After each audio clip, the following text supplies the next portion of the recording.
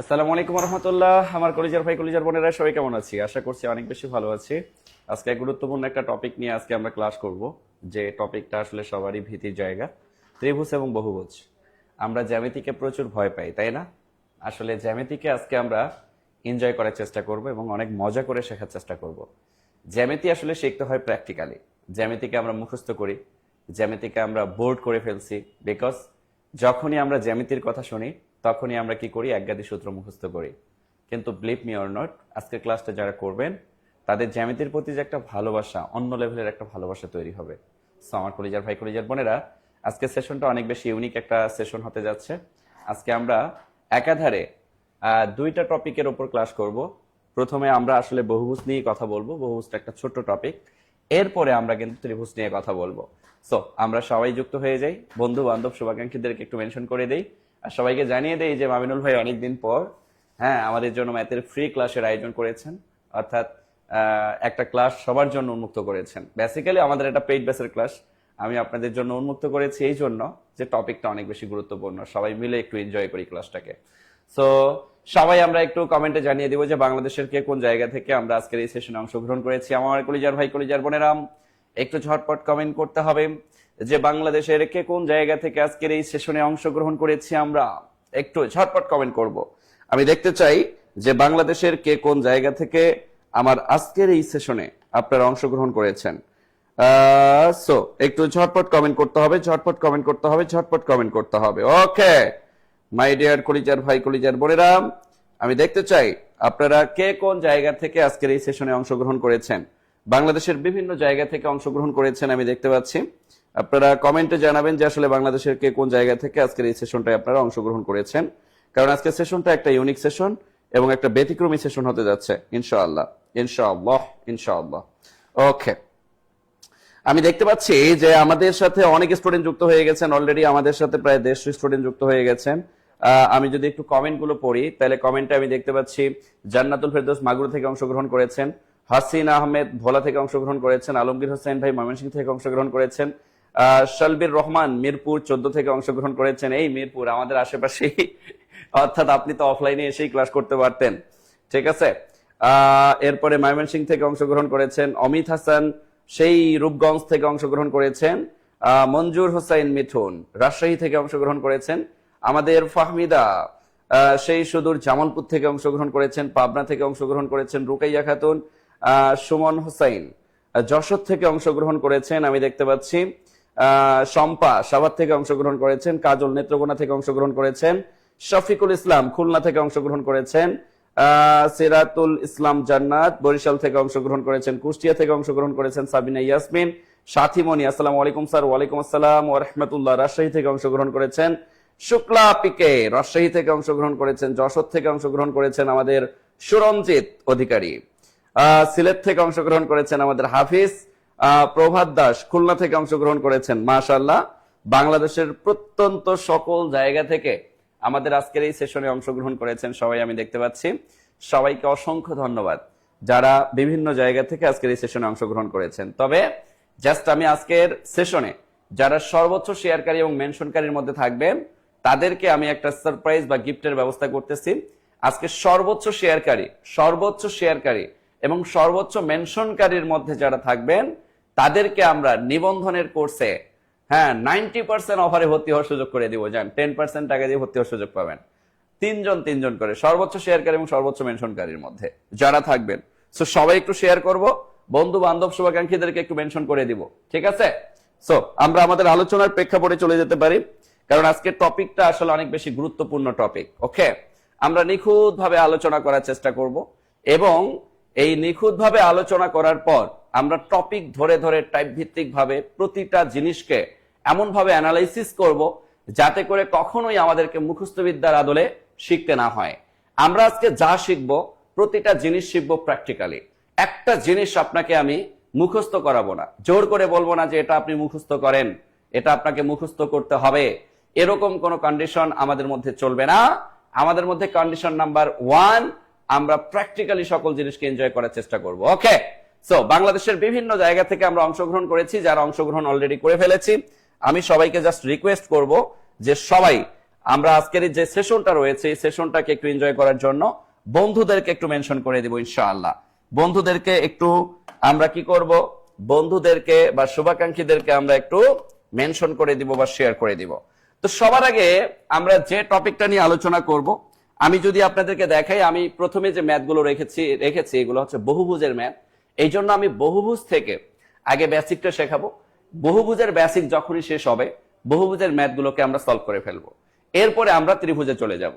এই জন্য আমরা সবার আগে এখন হেডিং দিব বহুভুজ। আর বহুভুজের মধ্যে আমরা 4টা টাইপের ম্যাথগুলোকে শিখবো। তার আগে আমরা বহুভুজের একটু বেসিক জিনিসগুলো শিখে নেই। আমরা সবাই হেডিং দেই বহুভুজ। বহুভুজ, এই বহুভুজের আমরা যদি গঠন ভেদে বহুভুজকে ভাগ করি তাহলে আসলে কি হবে? বহুভুজ বেসিক্যালি কি? বহুভুজ বেসিক্যালি, বহু মানেই হচ্ছে অনেক, ভুজ মানে আবদ্ধ ক্ষেত্র, ভুজ মানে হচ্ছে আবদ্ধ ক্ষেত্র। ত্রিভুজ, চতুর্ভুজ এগুলো প্রতিটাই এক একটা আবদ্ধ ক্ষেত্র। কিন্তু বহু মানে হচ্ছে মানে দুইয়ের অধিক যদি বাহু থাকে, ধরেন ত্রিভুজও কিন্তু একটা বহুভুজ, পঞ্চভুজও একটা বহুভুজ, চতুর্ভুজও একটা বহুভুজ। মানে বহুভুজ মানে কি? দুইয়ের অধিক বাহু দ্বারা আবদ্ধ ক্ষেত্র হইলেই সেটা বহুভুজ। কিন্তু আমরা যদি একটা বহুভুজকে গঠন ভেদে যদি একে ভাগ করি, গঠন ভেদে একে আমরা দুই ভাগে ভাগ করতে পারি। একটা বহুভুজকে আমরা বলতে পারি সুষম বহুভুজ। কি বহুভুজ? সুষম বহুভুজ। তাইলে আমরা একটা বহুভুজকে বলতে পারি সুষম বহুভুজ। আরেকটা হচ্ছে অসম বহুভুজ। অসম বহুভুজ। এই অসম আর সুষম এই দুইটার মধ্যে আসলে পার্থক্য কি? এই দুইটা পার্থক্য আগে আমরা একটু জানার চেষ্টা করি এবং বোঝার চেষ্টা করি। আমার কলিজার ভাই কলিজার বোনেরা, সবাই আমরা একটু ক্লাসটাকে এনজয় করব। সবাই বন্ধু বান্ধব শুভাকাঙ্ক্ষীদেরকে একটু মেনশন করব, শেয়ার করে দিব। ওকে, আমরা আগে বেসিক শিখি। তো সুষম বহুভুজটা কি? এই সুষম বহুভুজের বৈশিষ্ট্য হচ্ছে সু মানেই সমান। সু মানেই সমান, মানে সুষম মানেই হচ্ছে এখানে সবকিছুই সমান হইতে হবে। অর্থাৎ সুষম বহুভুজের একটা ইউনিক বৈশিষ্ট্য হচ্ছে এর এর সকল বাহু ও কোণ সমান। এর সকল বাহু ও কোণ সমান। এর সকল বাহু ও কোণ সমান। ধরেন এটাকে আমরা যদি উদাহরণে নিয়ে আসি, আমরা এটাকে এভাবে বলতে পারি, ধরেন একটা ত্রিভুজ, ত্রিভুজের 3টা বাহু সমান এবং 3টা কোণ সমান। যদি একটা ত্রিভুজের 3টা বাহু এবং 3টা কোণ সমান হয় তাহলে এই ত্রিভুজটাকে কিন্তু আমরা সুষম বহুভুজ বলতে পারি। ধরেন একটা পঞ্চভুজের 5টা বাহু সমান, 5টা কোণ সমান, তাহলে কিন্তু এটাকে আমরা বলতে পারি সুষম বহুভুজ। কিন্তু যদি এরকম হয় বাহুগুলো অসমান হয় তাহলে কোণগুলো অসমান হবে। তাহলে বাহু আর কোণ যদি অসমান হয় তখন তাকে আমরা বলবো অসম বহুভুজ। অসম বহুভুজ। অসম বহুভুজ। অসম বহুভুজ। তাহলে অসম বহুভুজ কি? এর এর সকল বাহু ও কোণ অসমান। সকল বাহু ও কোণ অসমান। এর সকল বাহু ও কোণ অসমান। অর্থাৎ যে সকল বহুভুজের দেখবেন যে বাহুগুলো সবগুলো অসমান, তাদের ভেতরে কোণগুলো অসমান হবে। তাহলে বাহু আর কোণ যদি অসমান হয় তখন তাকে আমরা বলবো অসম বহুভুজ। অসম বহুভুজ। আশা করছি আমরা বহুভুজের যে সাধারণ গঠন, এই সাধারণ বেসিক গঠনটা আমরা বুঝতে পারলাম। অর্থাৎ গঠন ভেদে বহুভুজকে আমরা দুই ভাগে ভাগ করতে পারি, একটা সুষম বহুভুজ আর একটা হচ্ছে অসম বহুভুজ। এবার সবচেয়ে মজার ব্যাপার হচ্ছে আমাদের বহুভুজ থেকে সবচেয়ে বেশি প্রশ্ন আসে হচ্ছে সুষম বহুভুজ থেকে। কিন্তু সুষম থেকে আসুক আর অসম থেকে আসুক, বহুভুজের টাইপ 1-এ আমরা যেটা শিখবো সেটা হচ্ছে, আমরা এবার লিখবো টাইপ 1। এই টাইপ 1-এ আমরা শিখবো বহুভুজের অন্তস্থ কোণের সমষ্টি বের করা। বহুভুজের অন্তস্থ কোণের সমষ্টি। বহুভুজের অন্তস্থ কোণের সমষ্টি। অন্তস্থ কোণের সমষ্টি।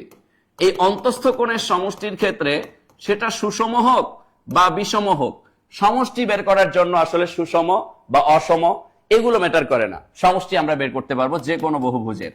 তবে যে কোনো বহুভুজের আমরা যে অন্তস্থ কোণের সমষ্টি বের করব, এই অন্তস্থ কোণের সমষ্টি বের করার জন্য আমরা যেটা করে থাকি, আমরা সূত্র মুখস্থ করি।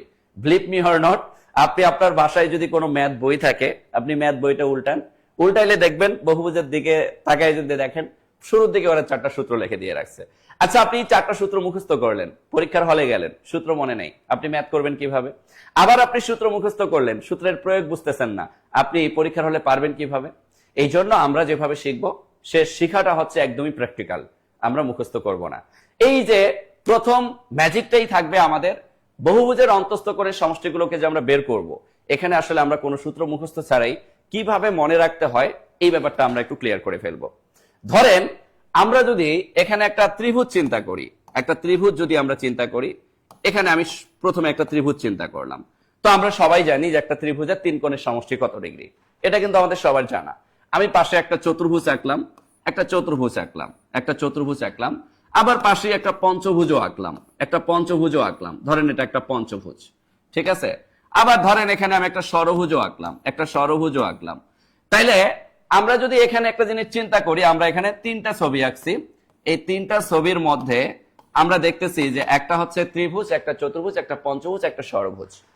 এবার আমি যদি আপনাকে প্রশ্নে জিজ্ঞেস করি যে ত্রিভুজের যে ভেতরে তিনটা কোণ রয়েছে, এই তিনটা কোণের সমষ্টি কত, আপনি বলবেন ত্রিভুজের ভেতরের এই তিনটা কোণকে যোগ করলে 180 ডিগ্রি পাওয়া যায়, এটা আপনি বলবেন। আপনাকে যদি আমি বলি চতুর্ভুজের চার কোণের সমষ্টি কত, আপনি বলবেন 360 ডিগ্রি, এটা আপনি মুখস্থ করছেন। কিন্তু এটা ত্রিভুজ দিয়েই বলা যায়। কিভাবে ত্রিভুজ দিয়ে বলা যায় আমি বলি। যদি আপনি একে কর্ণ দ্বারা বিভক্ত করেন, বিভক্ত করলে কিন্তু দুইটা ত্রিভুজ হয়। প্রতি ত্রিভুজের মান কত? 180 ডিগ্রি। প্রতি ত্রিভুজের মান যদি 180 ডিগ্রি হয়, তাহলে 2 গুণন 180 ডিগ্রি সমান গিয়ে হচ্ছে 360 ডিগ্রি।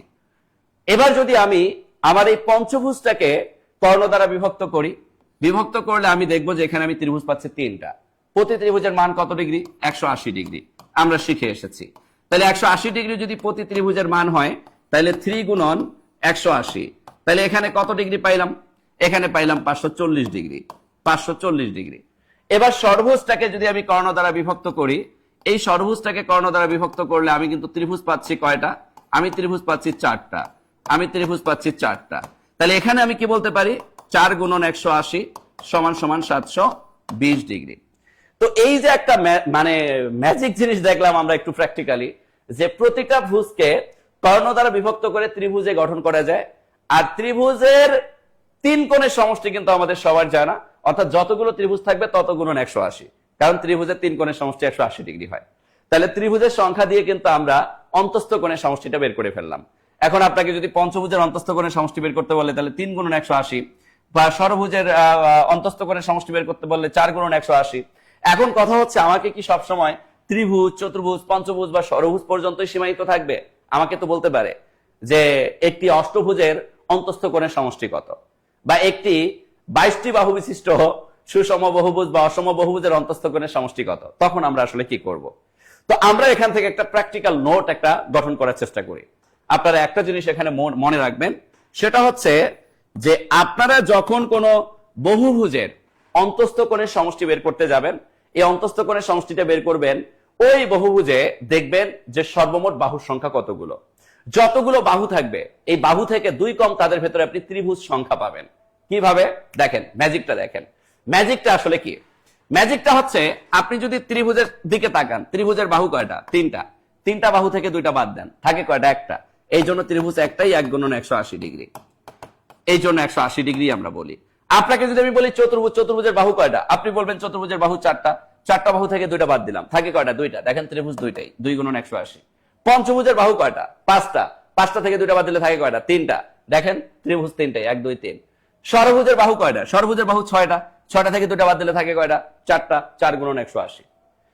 তার মানে আপনাকে যদি আমি এখন জিজ্ঞেস করি যে একটা অষ্টভুজের অন্তস্থ কোণের সমষ্টি কত, তাহলে একটা অষ্টভুজের বাহু কয়টা? 8টা।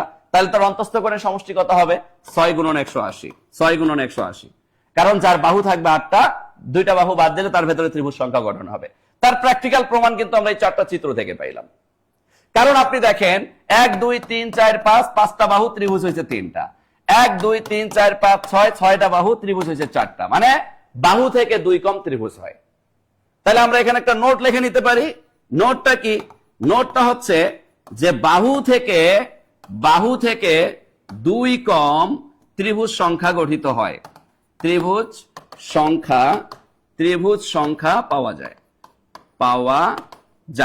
আর যেহেতু প্রতিটা ত্রিভুজের 3 কোণের সমষ্টি 180 ডিগ্রি, তার মানে আমরা ত্রিভুজের সংখ্যা গুণন 180 দিলেই কাজ শেষ। আমার ত্রিভুজের সংখ্যা গুণন 180 দিলেই আমার কিন্তু কাজ শেষ।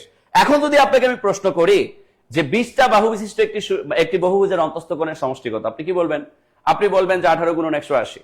আপনাকে যদি আমি বলি 102টি বাহু বিশিষ্ট একটি বহুভুজের অন্তস্থ কোণের সমষ্টি কত, যেহেতু তার বাহু 102টা, তাহলে 2 কম মানে 100, তাহলে 100 গুণন 180। যার বাহু 102টা, তার ভেতরে ত্রিভুজ পাওয়া যাবে 100টা। যার বাহু 1 লক্ষ 2টা, তার ভেতরে ত্রিভুজ পাওয়া যাবে 1,00,000টা। যার বাহু 1 বিলিয়ন দুইটা, তার ভেতরে ত্রিভুজ পাওয়া যাবে 1 বিলিয়ন। মানে আমার কথা মনে বোঝা গেছে? অর্থাৎ বাহু থেকে 2 কম তাদের ভেতরে আমরা ত্রিভুজের সংখ্যা পাবো। বলেন ক্লিয়ার কিনা? আমরা এতটুকু জিনিস ক্লিয়ার হতে পারছে কিনা একটু এনশিওর করবো সবাই যারা অনলাইনে আছি। তাহলে বাহু থেকে 2 কম ত্রিভুজ উৎপন্ন হয়, বা বাহু থেকে 2 কম ত্রিভুজ সংখ্যা পাওয়া যায়, ত্রিভুজ সংখ্যা পাওয়া যায়। বলেন বলেন বলেন বলেন বলেন বলেন এতটুকু ক্লিয়ার কিনা? এতটুকু ক্লিয়ার হলে আমরা এবার বেশ কিছু উদাহরণ দিয়ে আমরা জিনিসটাকে আরো অবজারভেশনে নেওয়ার চেষ্টা করব। বলেন ক্লিয়ার কিনা? একটু এনশিওর করতে হবে। বলেন সবাই ক্লিয়ার? আমরা এতটুকু কি আমরা সবাই বুঝতে পেরেছি? যদি এতটুকু আমরা বুঝতে পারি তাহলে আমরা একটু এনশিওর করব। ওকে, মাশাআল্লাহ। ইমরানা ইমাম ক্লিয়ার। একটু সবাই সবাই কমেন্ট করতে হবে যে আমরা ক্লিয়ার কিনা। সুলতানা রাজিয়া ক্লিয়ার। ওকে, সবাই সবাই সবাই একটু কমেন্ট করবো যে আমরা ক্লিয়ারলি বুঝতে পেরেছি কিনা। মাশাআল্লাহ, ক্লিয়ার। ওকে ওকে, মাশাআল্লাহ মাশাআল্লাহ, জাযাকাল্লাহু খাইরান। জি স্যার, বাহু থেকে 2 কম, বাহু থেকে 2 কম, বাহু থেকে 2 কম। তার মানে এখন যদি আমি আপনাকে প্রশ্ন করি যে আপনি আমাকে এখন একটা প্রশ্নের উত্তর দেন, প্রশ্নটা হচ্ছে আপনাকে যদি আমি বলি যে 10টি বাহু বিশিষ্ট একটি সুষম বহুভুজের অন্তস্থ কোণের সমষ্টি কত, আপনি কি বলবেন? আপনি বলবেন 8 গুণন 180। বা আপনাকে আমি কথার কথা প্রশ্ন করলাম, একটা বিদঘুটে প্রশ্ন করলাম যে 102টি বাহু বিশিষ্ট 102টি বাহু বিশিষ্ট 102টি বাহু বিশিষ্ট বহুভুজের অন্তস্থ কোণের সমষ্টি কত? অন্তস্থ কোণের সমষ্টি কত? অন্তস্থ কোণের সমষ্টি কত? কোণের সমষ্টি কত? তখন আপনার এটার উত্তর কি? আপনি বলবেন যে যেহেতু বাহু 102টা, তাহলে তার ভেতরে ত্রিভুজ হচ্ছে 100টা। তাইলে আপনি বলবেন যেহেতু 102টা বাহু আছে, তাহলে তার ভেতরে কিন্তু 102টা কোণও আছে। তাহলে 102টি কোণের অন্তস্থ কোণের সমষ্টি, অন্তস্থ কোণের সমষ্টি ইকুয়াল 100 গুণন 180 হবে। তাইলে এখানে আপনি 18,000 ডিগ্রি, 18,000 ডিগ্রি হয়ে গেল নাকি? Yes, 18,000 degree. তাহলে এই যে এখান থেকে আপনি একটা জিনিস বুঝতে পারলেন যে ঠিক যতগুলো বাহু হবে তার থেকে 2 কম, তার ভেতরে ত্রিভুজের সংখ্যাটা গঠন হবে। আর ত্রিভুজের সংখ্যা গুণন 180। আমি কি কথা বুঝাইতে পারছি আমার কলিজার ভাই কলিজার বোনেরা? বলেন ক্লিয়ার কিনা? ক্লিয়ার কিনা? ক্লিয়ার কিনা? হ্যাঁ, যদি এরকম হইতো যে আমার প্রশ্নটা বললো যে 12টি বাহু বিশিষ্ট একটি বহুভুজের অন্তস্থ কোণের সমষ্টি কত, তাইলে আমরা কি বলতাম? 10 গুণন 180 বলতাম। এক্ষেত্রে হয়তো 1800 ডিগ্রি, এক্ষেত্রে 1800 ডিগ্রি হয়ে যেত। বলেন ক্লিয়ার কিনা? সবাই clear clear clear clear clear clear? হ্যাঁ, তাহলে এই জিনিসটা আমাদেরকে মাথায় রাখতে হবে, এতটুকু জিনিস আমাদেরকে মাথায় রাখতে হবে। আশা করছি আমরা এতটুকু জিনিস ক্লিয়ার হইতে পারছি। ওকে, এবার আমরা যেটা শিখবো, সবচেয়ে গুরুত্বপূর্ণ একটা জিনিস শিখবো টাইপ 2তে। টাইপ 2তে আমরা যেটা শিখবো সেটা হচ্ছে, সবাই লেখি টাইপ 2। এই টাইপ 2তে আমরা শিখবো একটি অন্তস্থ কোণ ও একটি বহিস্থ কোণ বের করা। কিন্তু এবার একটা ব্যাপার বলি, একটি অন্তস্থ কোণ বা একটা বহিস্থ কোণ বের করতে গেলে বহুভুজটা অবশ্যই সুষম হইতে হবে। সুষম বহুভুজ ছাড়া একটা অন্তস্থ কোণ বা একটা বহিস্থ কোণ বের করা আপনার পক্ষে সম্ভব না, মানে পুরো স্ট্রাকচার থেকে। এটা কিন্তু মাথায় রাখতে হবে। এই জন্য হেডিং এর শুরুতেই হবে সুষম বহুভুজের একটি অন্তস্থ কোণ ও একটি বহিস্থ কোণ। জুবার ভাই মার্কারটা একটু চেঞ্জ করার ব্যবস্থা করেন তো। তখন বললাম শোনে নাই, একটু ভিন্ন মার্কার দেওয়ার চেষ্টা করেন। সুষম বহুভুজের একটি অন্তস্থ কোণ, একটি বহিস্থ কোণ বের করা শিখবো আমরা। একটি বহিস্থ কোণ বের করা শিখবো, কিন্তু এখানেও আমরা প্র্যাকটিক্যালি শিখবো। এখানে আলাদা করে আপনাকে বিন্দু পরিমাণ কি করা লাগবে না বলেন? এখানে আপনাকে আলাদা করে বিন্দু পরিমাণ কোনো পেরেশানি নেওয়ার কোনো প্রয়োজন নাই। কিভাবে দেখেন, আমি আপনাকে একটা প্রশ্ন করে জিনিসটা ক্লিয়ার করে দিই। ধরেন আপনাকে আমি প্রশ্ন করলাম যে একটি সুষম ষড়ভুজের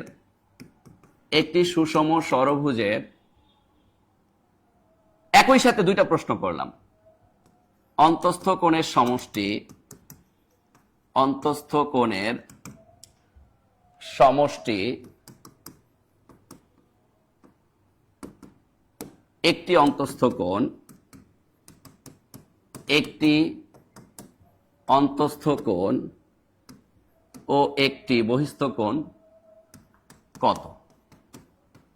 একটি বহিস্থ কোণ কত?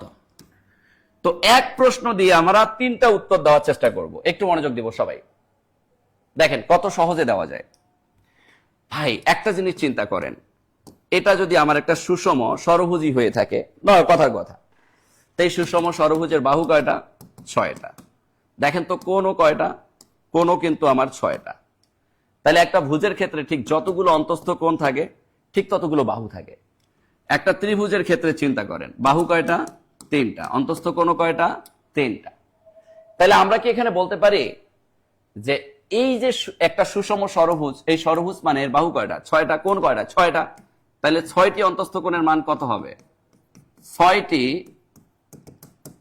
অন্তস্থ কোণের সমষ্টি, 6টি অন্তস্থ কোণের সমষ্টি 4 গুণন 180 সমান কত? 720 ডিগ্রি। এটাই তো হওয়ার কথা। ইয়েস। কিন্তু এবার আমাকে বের করতে বলছে কয়টা? একটা অন্তস্থ কোণের সমষ্টি বের করতে বলছে, একটা অন্তস্থ কোণের মান বের করতে বলছে। তাইলে আমরা কি করব? 720 ভাগ 6। 6 দ্বারা 720 কে ভাগ করলে কিন্তু একটা অন্তস্থ কোণের মান বের হয়ে গেল। তাহলে একটা অন্তস্থ কোণের মান বের করার জন্য আলাদা করে কিন্তু কোনো সূত্র প্রয়োগ করার দরকার নেই। আমি যদি মোট সমষ্টি জানি তাহলে একটার মান বের করব ভাগ যতগুলো অন্তস্থ কোণ আছে তত। তাহলে একটা ষড়ভুজে অন্তস্থ কোণ ছিল কয়টা? 6টা। তাহলে 6টা অন্তস্থ কোণের সমষ্টি 4 গুণন 180 কেন দিলাম? কারণ যার বাহু বা কোণ অন্তস্থ কোণ 6টা তার ভেতরে ত্রিভুজ আছে 4টা। আমরা ত্রিভুজ দিয়ে তাদের ভেতরের অন্তস্থ কোণটা কিন্তু বের করে ফেলেছি। তাহলে একটা অন্তস্থ কোণের মান ভাগ 6। তাহলে এবার যদি আমি কাটি, 6 একে 6, ঠিক আছে, এখানে হচ্ছে 12, 6 দ্বিগুণে 12, তাহলে 120 ডিগ্রি আসে। এই যে 120 ডিগ্রি পাইলাম, এটা আমরা পাইলাম একটা অন্তস্থ কোণের মান। এবার আসেন, ধরলাম এটা একটা ষড়ভুজের অন্তস্থ কোণ 120 ডিগ্রি। এটাকে আমি যদি বর্ধিত করি, এই বাহুটাকে বর্ধিত করলে এই বাহিরের কোণটাই কিন্তু বহিস্থ কোণ। এটাকে বর্ধিত করা মানে এটা এক সরল কোণ। এক সরল কোণ থেকে যদি আপনি 120 বাদ দেন, 180 ডিগ্রি থেকে 120 বাদ দেন, তাহলে কত থাকে? 60 ডিগ্রি। কারণ অন্তস্থ কোণ প্লাস বহিস্থ কোণ ইকুয়াল এক সরল কোণ। তো আপনি যখন একটা অন্তস্থ কোণের মান জানেন, তখন কিন্তু আপনার পক্ষে একটা বহিস্থ কোণ বের করা মামুলি ব্যাপার। তাহলে একটা বহিস্থ কোণ সমান কি হবে? একটা বহিস্থ কোণ সমান হবে 180 ডিগ্রি মাইনাস একটা অন্তস্থ কোণ, অর্থাৎ 120 ডিগ্রি সমান 60 ডিগ্রি। কারণ বহিস্থ কোণ আমরা কখন পাই? অন্তস্থ কোণ জানা থাকলে বহিস্থ কোণ বের করা আমাদের কাছে কিছুই না। কারণ এটাকে বর্ধিত করলে এক সরল কোণ পাওয়া যায়। এক সরল কোণ থেকে যদি আমি আমার অন্তস্থ কোণ বাদ দিই, তাহলে বহিস্থ কোণটা পেয়ে যাব 60 ডিগ্রি। তাহলে এখানে আমার কি হইলো? 60 ডিগ্রি হয়ে গেল। বলেন ক্লিয়ার কিনা? এই কনসেপ্টটা ক্লিয়ার? তাহলে এইভাবে আমরা চাইলে একটা বহুভুজ থেকে আমরা একটা অন্তস্থ কোণের মান বের করতে পারবো, একটা বহিস্থ কোণের মানও বের করতে পারবো। আমি আরো একটা উদাহরণ দিচ্ছি, তাহলে আমরা একদম ক্লিয়ার হয়ে যাব। ওকে, তাহলে একটা সুষম ষড়ভুজের ক্ষেত্রে এই ষড়ভুজে আমার বাহু ছিল 6টা, কোণও 6টা, এই জন্য 6টি অন্তস্থ কোণের সমষ্টি 4 গুণন 180। আমরা কি বলেছিলাম? যে যতগুলো বাহু থাকবে, যতগুলো কোণ থাকবে, তার থেকে 2 কম তাদের ভেতরে ত্রিভুজের সংখ্যা থাকবে। ব্যাস। তাহলে আমরা এই যে কনসেপ্টটা শিখলাম, এই একটা কনসেপ্ট দিয়ে কিন্তু আমরা 3টা জিনিস বের করা শিখলাম। নাম্বার 1, আমরা অন্তস্থ কোণের সমষ্টি বের করা শিখলাম। নাম্বার 2, আমরা একটা অন্তস্থ কোণ বের করা শিখলাম। নাম্বার 3, আমরা একটা বহিস্থ কোণ বের করা শিখলাম। আমরা সেম ভাবে আরো একটা প্রশ্ন দিতে পারি, তাহলে আমরা আমাদের কনসেপ্টটা আরো ক্লিয়ার হয়ে যাবে। আমরা যদি বলি যে একটি অষ্টভুজের একটি অষ্টভুজের একটি সুষম অষ্টভুজ দেই, একটু আমরা দেই একটি সুষম অষ্টভুজের অন্তস্থ কোণের সমষ্টি, সবাই একটু চেষ্টা করি আমরা, অন্তস্থ কোণের সমষ্টি একটি অন্তস্থ কোণ, একটি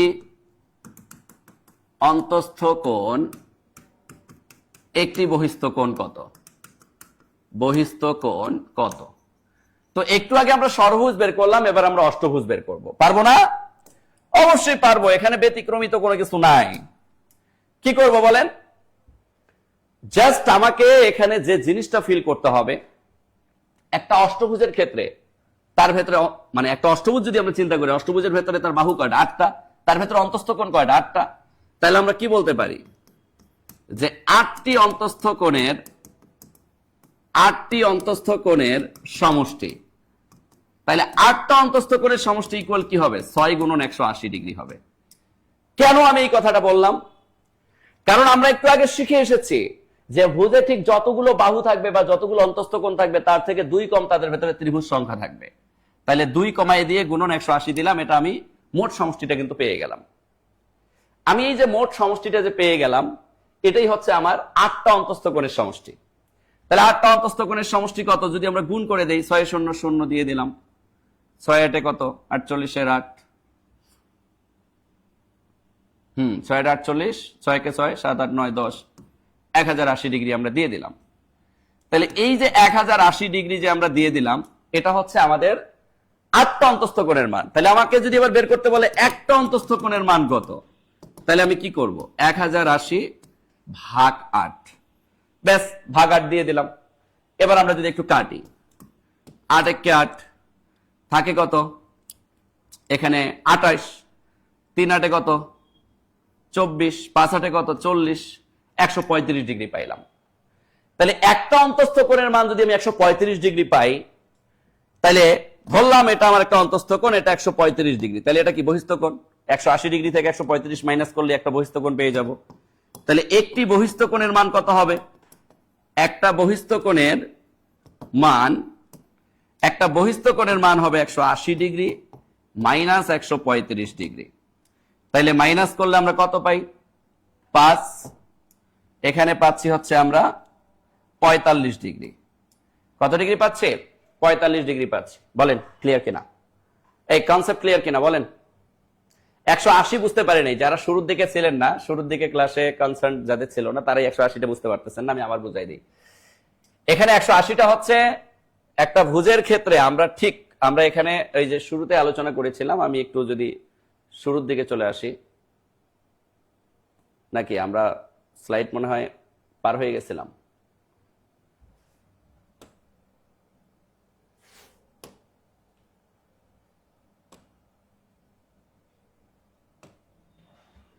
হ্যাঁ, আমরা মনে হয় এই জায়গায় বেসিক গুলো আমরা পড়ছিলাম। এই যে বেসিকের এখানে আমি সুন্দর করে বলে দিয়েছিলাম যে একটা ভুজের ক্ষেত্রে ঠিক যতগুলো বাহু থাকবে তার ভেতরে ঠিক ততগুলো কোণ থাকবে। এটা আমি ক্লিয়ার করছিলাম আপনাদেরকে।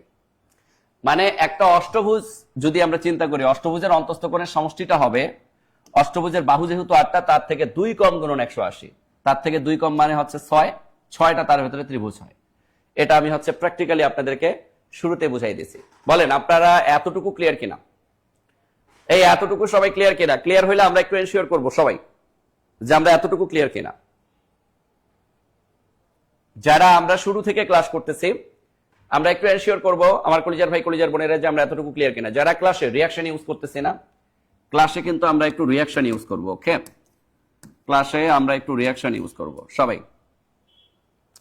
বলেন এটা আমরা বুঝতে পারছি কিনা? এটা কাটাকাটি কি রে ভাই? এই যে 8 1 8, এখানে থাকে 28, 3 8 24, 24 থেকে 28 এর ডিফারেন্স হচ্ছে 4 0 40, 5 8 40, 135 ডিগ্রি। ক্লিয়ার সবাই? ওকে, ক্লিয়ার, মাশাআল্লাহ। তাহলে আমরা এতটুকু বুঝতে পারছি। এবার আমরা টাইপ 3 তে যেটা শিখব, টাইপ 3, এই টাইপ 3 তে আমরা শিখব বহিস্থ কোণের সমষ্টি। বহিস্থ কোণের সমষ্টি বের করা আমরা শিখব। এটা আবার কেমন জিনিস? হ্যাঁ, এটাও খুব মজার জিনিস। দেখেন বহিস্থ কোণের সমষ্টি আসলে কিভাবে বের করতে হয়। আপনাকে যদি কখনো বলা হয় যে বহিস্থ কোণের সমষ্টি কত, আপনি কি করবেন? আপনাকে আমি প্র্যাকটিক্যালি ব্যাপারটা ক্লিয়ার করে দেই। ধরেন এটা একটা ত্রিভুজ, এখানে আমি আপনার একটা চতুর্ভুজ আঁকলাম। এই দুইটা উদাহরণ দিয়ে আপনাকে আমি প্র্যাকটিক্যালি জিনিসটা ক্লিয়ার করে দেই। ধরেন এটা একটা সুষম ত্রিভুজ, তাহলে সমবাহু ত্রিভুজ, এটার কোণ 60 ডিগ্রি, এটাও 60 ডিগ্রি, এটাও 60 ডিগ্রি। সমবাহু ত্রিভুজের ভেতরের কোণগুলো 60 ডিগ্রি হয়। তো আমরা এটাকে যদি বর্ধিত করি, বাহিরে কত পাই? 120। ধরলাম আমরা এটাকে একটু বর্ধিত করলাম, তাহলে বাহিরে কত পাবো? 120।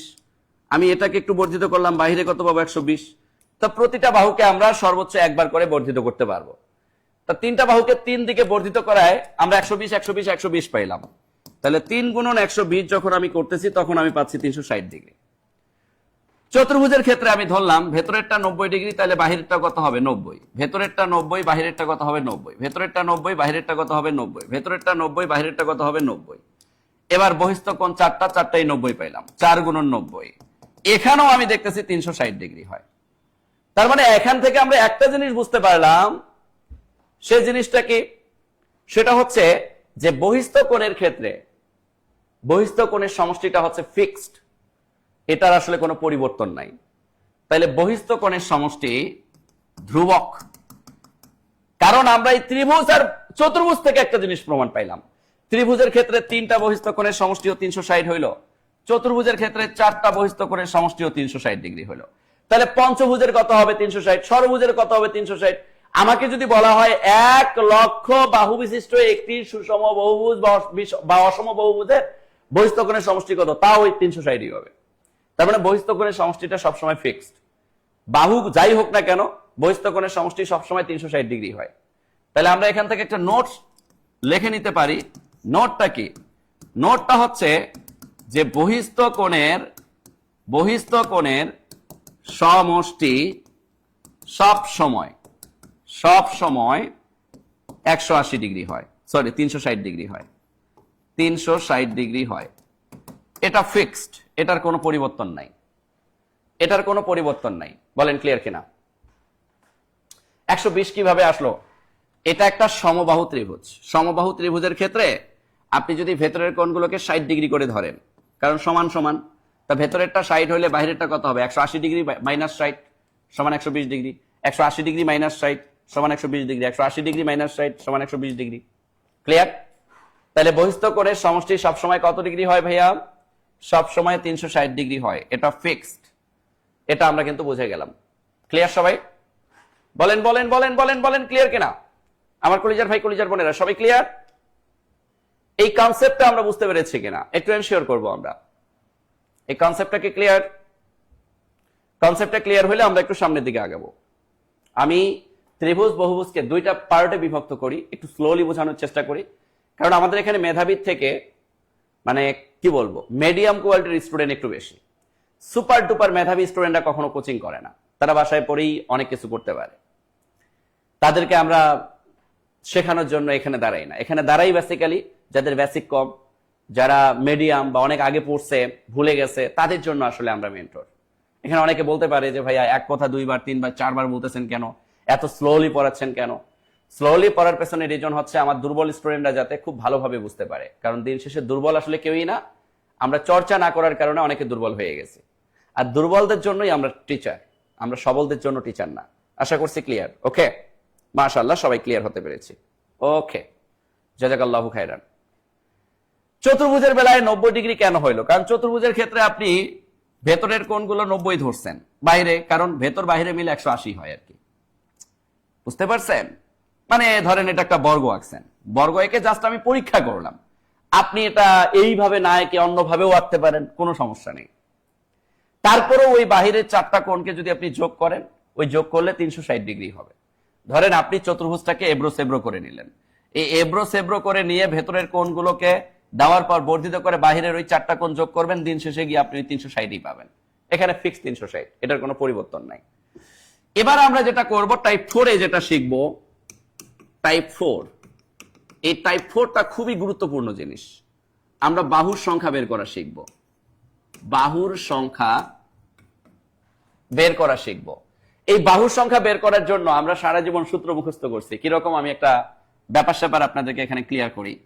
সারা জীবন আপনারা শিখেছেন যে বাহুর সংখ্যা বের করতে গেলে এই ফর্মুলাটা মনে রাখতে হয়। কিরকম? যে উপরে দিতে হয় 360 ডিগ্রি আর নিচে দিতে হয় একটা বহিস্থ কোণের মান, একটা বহিস্থ কোণের মান, একটা বহিস্থ কোণের মান। কিন্তু আপনাকে আমি একবার পার্মানেন্টলি এই ব্যাপারটা ক্লিয়ার করে দিচ্ছি, ভালো আছে?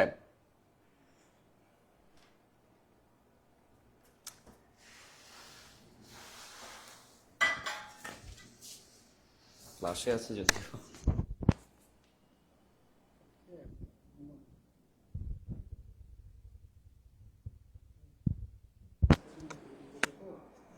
সম্মতি দিচ্ছে সাহিত্যে চলবে অস্থায়ী তারপর স্থায়ী বিষয়টি এক সপ্তাহের ভিতরে খরচ টাকা কর্মচারী নিয়ে এটা বাস্তবায়ন করে সে স্বীকৃতি দিচ্ছে তার নির্দিষ্ট হিসেবে আমরা মানব।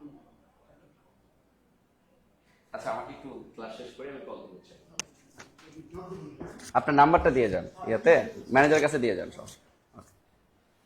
আচ্ছা, যারা আমরা একটু এনশিওর করবো প্লিজ, আমরা হচ্ছে এই যে আমরা সারা জীবন যে মুখস্থ করেছিলাম যে বাহুর সংখ্যা সমান সমান 360 ডিগ্রি ভাগ একটা বহিস্থ কোণ, এই ব্যাপারটাকে আমরা হচ্ছে একটু ক্লিয়ার করে ফেলি। এটা খুবই বিদঘুত একটা ব্যাপার যে আমরা মুখস্থ করেছি। আচ্ছা, ধরেন আপনাকে যদি আমি একটা ব্যাপার ক্লিয়ার করি, এখানে একটা ত্রিভুজের ক্ষেত্রে ত্রিভুজের বাহু কয়টা? 3টা। এই ত্রিভুজের অন্তস্থ কোণ কয়টা? 3টা। এই ত্রিভুজের বাহুকে বর্ধিত করলে বহিস্থ কোণ হয় কয়টা? 3টা।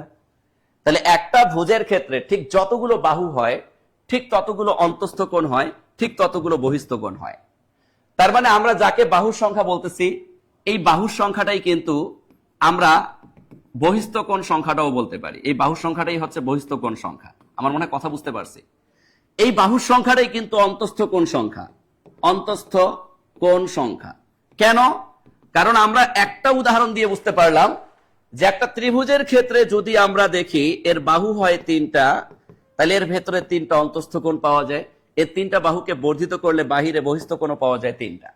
তার মানে যাহাই বাহুর সংখ্যা তাহাই বহিস্থ কোণের সংখ্যা তাহাই অন্তস্থ কোণের সংখ্যা। ব্যাপারটা কি তাই না?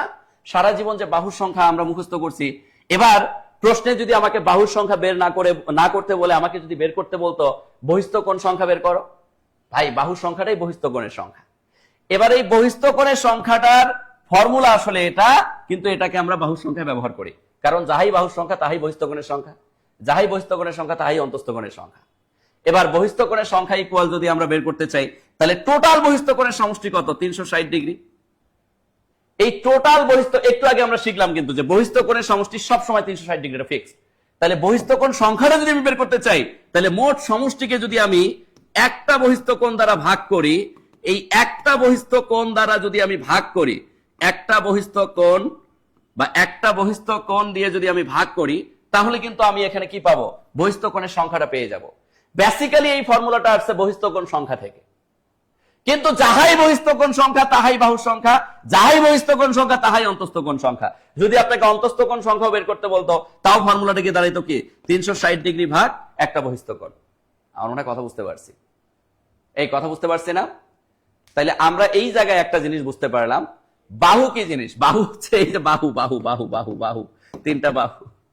আচ্ছা, আমার মনে হয় কথা ক্লিয়ারলি বুঝতে পারছি। তাহলে এখানে আমরা সারা জীবন যেটা মুখস্থ করছি, এই মুখস্থ জিনিসটা থেকে কিন্তু আমরা একটু বের হইতে পারলাম। কিরকম? যে আমরা যেটা মুখস্থ করছি বাহুর সংখ্যা ইকুয়াল 360 ভাগ একটা বহিস্থ কোণ, এই 360টা আসলে আসছে কোত্থেকে? বহিস্থ কোণ সংখ্যা যদি আমরা বের করতে চাই, টোটাল বহিস্থ কোণের সমষ্টি কত? 360 ভাগ একটা বহিস্থ কোণ দ্বারা ভাগ করলে আমরা বহিস্থ কোণের সংখ্যাটা পাবো। আর যাহাই বহিস্থ কোণের সংখ্যা তাহাই বাহুর সংখ্যা হওয়ার কারণে বাহুর সংখ্যা ইকুয়াল আমরা বলি 360 ভাগ একটা বহিস্থ কোণের মান। 360 ভাগ একটা বহিস্থ কোণের মান। Clear clear clear clear. বহিস্থ কোণের মান মানে হচ্ছে আপনার বহিস্থ কোণের সংখ্যাটা যদি আপনি বের করতে চান, ধরেন ত্রিভুজের ক্ষেত্রে আমি চিন্তা করি অন্তস্থ কোণ 60 ডিগ্রি, অন্তস্থ কোণ 60 ডিগ্রি, অন্তস্থ কোণ 60 ডিগ্রি, তাহলে বহিস্থ কোণ কত? 120 ডিগ্রি। বহিস্থ কোণ কত? 120 ডিগ্রি। বহিস্থ কোণ কত? 120 ডিগ্রি। আপনি যদি 360 ডিগ্রিকে 120 দ্বারা ভাগ করেন, 0 0 কাটা, 3 12 36, দেখেন বাহুর সংখ্যা 3টা। বাহুর সংখ্যাটা পেয়ে যাবেন, বা বহিস্থ কোণের সংখ্যাটা পেয়ে যাবেন, বা অন্তস্থ কোণের সংখ্যাটা পেয়ে যাবেন। তার মানে বহিস্থ কোণের একটা মানকে যদি আমি 360 ডিগ্রি দ্বারা বহিস্থ কোণের একটা মান দ্বারা ভাগ করি, তাহলে আমি তার বাহুর সংখ্যা বা অন্তস্থ কোণের সংখ্যা বা বহিস্থ কোণের সংখ্যাটা পেয়ে যাব। আমি মনে হয় কথা বুঝাইতে পারছি। ধরেন আমরা একটু আগে ষড়ভুজের কথা চিন্তা করলাম না? ষড়ভুজের ক্ষেত্রে আমাদের কি হয়েছিল? ষড়ভুজের ক্ষেত্রে ধরেন আমার একটা অন্তস্থ কোণের মান হয়েছিল 120 ডিগ্রি, তাহলে বহিস্থ কোণটা কত ছিল? 60 ডিগ্রি। এখন আমি যদি এই একটা বহিস্থ কোণ 60 দ্বারা 360 ডিগ্রিকে ভাগ করতাম, তাহলে 0 0 কাটা, 6 6 36, দেখেন বাহুর সংখ্যা 6টা, ষড়ভুজ। তাহলে বহিস্থ কোণের সংখ্যা হইতো 6টা, অন্তস্থ কোণের সংখ্যা হইতো 6টা। তার মানে এখান থেকে আমরা একটা জিনিস বুঝতে পারলাম যে বহিস্থ কোণের সংখ্যাটা বের করতে হয় 360 ডিগ্রি ভাগ একটা বহিস্থ কোণ দ্বারা, আর যাহাই বহিস্থ কোণের সংখ্যা তাহাই বাহুর সংখ্যা, যাহাই বহিস্থ কোণের সংখ্যা তাহাই অন্তস্থ কোণের সংখ্যা। আশা করছি ক্লিয়ার। আশা করছি আমরা একদম ক্লিয়ার হতে পেরেছি ব্যাপারটা। খুবই সিম্পল ব্যাপার, মানে অত ইনায় বিনায় জিনিসটাকে ফিল না করে আমরা হচ্ছে এখন ম্যাথমেটিক্স দিয়ে আমরা জিনিসটাকে চিন্তা করি। ধরেন আপনাকে আমি একটা প্রশ্ন করলাম, প্রশ্নটা হচ্ছে একটি সুষম বহুভুজের একটি অন্তস্থ কোণের মান একটি অন্তস্থ কোণের মান একটি সুষম বহুভুজের একটি অন্তস্থ কোণের মান 140 ডিগ্রি হলে এর বাহুর সংখ্যা কত? এটা 44তম বিসিএস আসা একটা প্রশ্ন। তা আমাকে একটা সুষম বহুভুজের একটা অন্তস্থ কোণের মান দিয়েছে ভাই, আমাকে কিন্তু একটা বহিস্থ কোণের মান দেয় নাই। তাহলে বাহুর সংখ্যা বের করার জন্য আমরা কি শিখলাম? বাহুর সংখ্যা বের করার জন্য 360 ডিগ্রি ভাগ একটা বহিস্থ কোণ লাগবে, একটা বহিস্থ কোণ দরকার, কিন্তু প্রশ্নে দেওয়া আছে একটা অন্তস্থ কোণের মান। তাহলে আমি যদি একটা অন্তস্থ কোণ দেওয়া থাকে তাহলে একটা বহিস্থ কোণের মান বের করতে পারি না? আমি একটু আগে শিখাইলাম না যে একটা বহিস্থ কোণ বের করা হচ্ছে পানির মতো সহজ। একটা বহিস্থ কোণ ইকুয়াল 180 ডিগ্রি মাইনাস একটা অন্তস্থ কোণ, তাহলে 40 ডিগ্রি। আমার একটা অন্তস্থ কোণ দেওয়া থাকলে একটা বহিস্থ কোণ আমার কাছে কি কোনো ব্যাপার? একটা বহিস্থ কোণ ইকুয়াল 180 থেকে অন্তস্থ কোণ বাদ দিলে বহিস্থ কোণটা হয়ে যায়। তাহলে এবার আমি যদি 360 ডিগ্রিকে কি করি, 40 দ্বারা ভাগ করি, 0 0 কাটা, 4 9 36, তাহলে এখানে গিয়ে আমরা কয়টা পাইলাম? 9টা পাইলাম। তাহলে বাহুর সংখ্যা 9টি। এই বাহুর সংখ্যা কয়টি? 9টি। বাহুর সংখ্যা 9টি। বলেন ক্লিয়ার কিনা?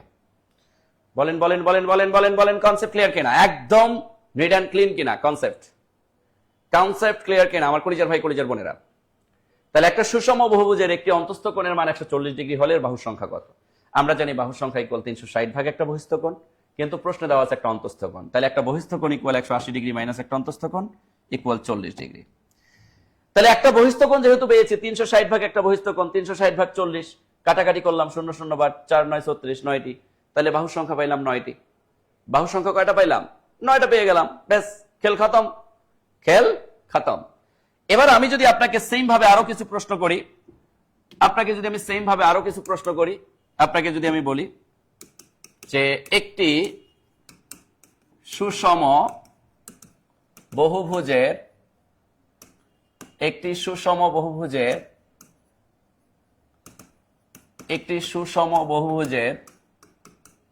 একটি অন্তস্থ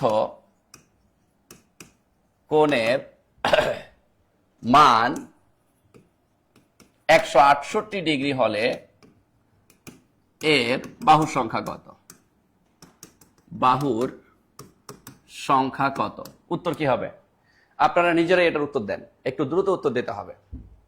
আমরা কিন্তু একটা বেসিক ক্লাস করতেছি, আমরা এমন না যে আমরা এমসিকিউ সলভ ক্লাস করতেছি। ম্যাথের ক্ষেত্রে আসলে যারা একবার ভালোভাবে বেসিক বুঝতে পারবেন, বিশ্বাস করেন আপনি ম্যাথের প্রেমে পড়বেন। ম্যাথ হচ্ছে মজার জিনিস, ম্যাথ মানেই মজা। ম্যাথ মানেই কি? মজা। ম্যাথকে আপনার তখনই মজা লাগবে যখন আপনি ম্যাথকে প্র্যাকটিক্যালি শিখবেন।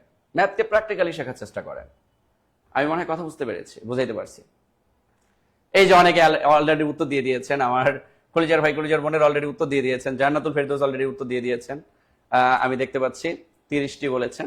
হ্যাঁ 30টি হবে এটার উত্তর। কিভাবে 30টি? আমার প্রথম কাজ হচ্ছে একটা বহিস্থ কোণ বের করা আগে। তাহলে একটা বহিস্থ কোণ ইকুয়াল 180 ডিগ্রি মাইনাস অন্তস্থ কোণ 168 ডিগ্রি, তাহলে 12 ডিগ্রি হচ্ছে আমার একটা বহিস্থ কোণ। তাহলে আমি যখন বাহুর সংখ্যা বের করব তখন আমার কাজ কি? আমার বাহুর সংখ্যা ইকুয়াল 360 ভাগ একটা বহিস্থ কোণ কত? 12। তাহলে 3 12 36, 0। কয়টি পাইলাম? 30টি। কাটাকাটি করে আমি পাইলাম বাহুর সংখ্যা 30টি। কিন্তু এটাই কি শুধু বাহুর সংখ্যা না, এটাই বাহুর সংখ্যা, এটাই অন্তস্থ কোণের সংখ্যা, এটাই কিন্তু বহিস্থ কোণের সংখ্যা। প্রশ্নটা যদি আমাকে এভাবে করতো যে একটি সুষম বহুভুজের একটি অন্তস্থ কোণের মান এত হলে এর অন্তস্থ কোণের সংখ্যা কত, তাও কিন্তু একই ফর্মুলা ব্যবহার হতো। প্রশ্ন যদি আমাকে এভাবে করতো যে একটি সুষম বহুভুজের একটি অন্তস্থ কোণের মান 168 ডিগ্রি হলে এর বহিস্থ কোণের সংখ্যা কত, তাও কিন্তু একই হইতো। কারণ যাহাই বাহুর সংখ্যা তাহাই অন্তস্থ কোণের সংখ্যা তাহাই বহিস্থ কোণের সংখ্যা। আমার মনে হয় কথা ক্লিয়ারলি বুঝতে পেরেছি। বলেন ক্লিয়ার কিনা? এই কনসেপ্ট ক্লিয়ার? আশা করছি আমরা কনসেপ্ট ক্লিয়ার হতে পেরেছি। মাশাআল্লাহ। সবাই যারা অলরেডি আমরা যুক্ত হয়েছি সবাই আমরা একটু ক্লাসের রিয়াকশন ইউজ করব। ওকে, বন্ধু বান্ধব শুভাকাঙ্ক্ষীরা যাতে ওদের কাছে যাতে ক্লাসটা রিচ হয়। মাশাআল্লাহ, আমরা সবাই বুঝতে পেরেছি। এবার আমরা হচ্ছে একটু প্রশ্ন সমাধানে চলে যেতে পারি। দেখেন, আমরা বহুভুজের প্রশ্ন সমাধানে চলে আসলাম। এই যে বহুভুজে আমরা যে বেসিক গুলো শিখলাম, এই বেসিক গুলোর বিনিময়ে প্রতিটা প্রশ্নের উত্তর এবার আমরা নিজেরাই দিতে পারবো। কিভাবে দিতে পারবো? আমাকে বলছে একটা পঞ্চভুজের সমষ্টি। বেসিক্যালি পঞ্চভুজের সমষ্টি, পঞ্চভুজ মানে কি? তার ভেতরে অন্তস্থ কোণ আছে কয়টা? 5টা। তাহলে 5টা অন্তস্থ কোণের সমষ্টি, 5টা অন্তস্থ কোণের সমষ্টি 3 গুণন 180 ডিগ্রি সমান 540 ডিগ্রি হওয়ার কথা, কিন্তু 540 ডিগ্রি কোথাও নাই। ওরা চালাকি করে কি করলো? 540 ডিগ্রিটাকে সমকোণে ডিভাইডেড করছে। তাহলে ভাগ 90, 0 0 কাটি, হ্যাঁ 6 9 54, তাহলে 6 সমকোণের সমান। মানে তারা হচ্ছে কি করছে, ডিরেক্ট 540 ডিগ্রি না দিয়ে 540 ডিগ্রি সমান কত সমকোণ সেটা তারা এখানে দিয়ে দিয়েছে। তাহলে উত্তর হবে খ। উত্তর কি হবে? খ। আমি আরেকবার ক্লিয়ার করে দিচ্ছি। আমি আবার ক্লিয়ার করে দিচ্ছি ব্যাপারটা। দেখেন প্লিজ, হাম্বল রিকোয়েস্ট, একটু মনোযোগ দিতে হবে। আমাকে বলছে একটি পঞ্চভুজের সমষ্টি। তাহলে একটা পঞ্চভুজে বাহু কয়টা? 5টা। তাহলে তার ভেতরে কোণ কয়টা? অন্তস্থ কোণ কয়টা? 5টা। তাহলে 5টা অন্তস্থ কোণের সমষ্টি 3 গুণন 180 কেন? কারণ যার ভেতরে 5টা বাহু তাকে কর্ণ দ্বারা বিভক্ত করলে ত্রিভুজ পাওয়া যায় 3টা। প্রতি ত্রিভুজের মান কত ডিগ্রি? 180 ডিগ্রি। 180 ডিগ্রি। এই যে যেটা আমি শিখাইছি আপনাদেরকে, যে বাহু থেকে 2 কম তার ভেতরে ত্রিভুজের সংখ্যা উৎপন্ন হয়। তাহলে 5 থেকে 2টা বাদ দিলে কত থাকে? 3টা। তাহলে 3 গুণন 180। এটাই হচ্ছে আমাদের অন্তস্থ কোণের সমষ্টি। কিন্তু অন্তস্থ কোণের সমষ্টিটা 540 ডিগ্রি যদি অপশনে থাকতো সেটা রাইট হইতো, কিন্তু 540 ডিগ্রিটাকে তারা সমকোণে ডিভাইডেড করছে। যার কারণে সমকোণ বলার কারণে আমরা কি করলাম? 90 দ্বারা ভাগ করে দিব। 0 0 কাটা, 6 9 54, 6 সমকোণ। হ্যাঁ, যদি আমাকে সরল কোণ বলতো তাহলে কি করতাম? 540 ডিগ্রি ভাগ 180 ডিগ্রি দিতাম। 0 0 কাটা, 3 18 54, তখন কিন্তু 3 সরল কোণ হয়ে যেত। এখন এখানে সমকোণ না থেকে তো আমার সরল কোণ থাকতে পারতো। সরল কোণ হইলে আবার ব্যাপারটা হইতো কি? 3 সরল কোণ। 3 সরল কোণ। একটা পঞ্চভুজ একে দেখালে ভালো হইতো। আচ্ছা, একে দেখাইলাম। এই যে পঞ্চভুজ, এই যে পঞ্চভুজ, এটা একটা পঞ্চভুজ। এই পঞ্চভুজের ভেতরে বাহু কয়টা? 5টা।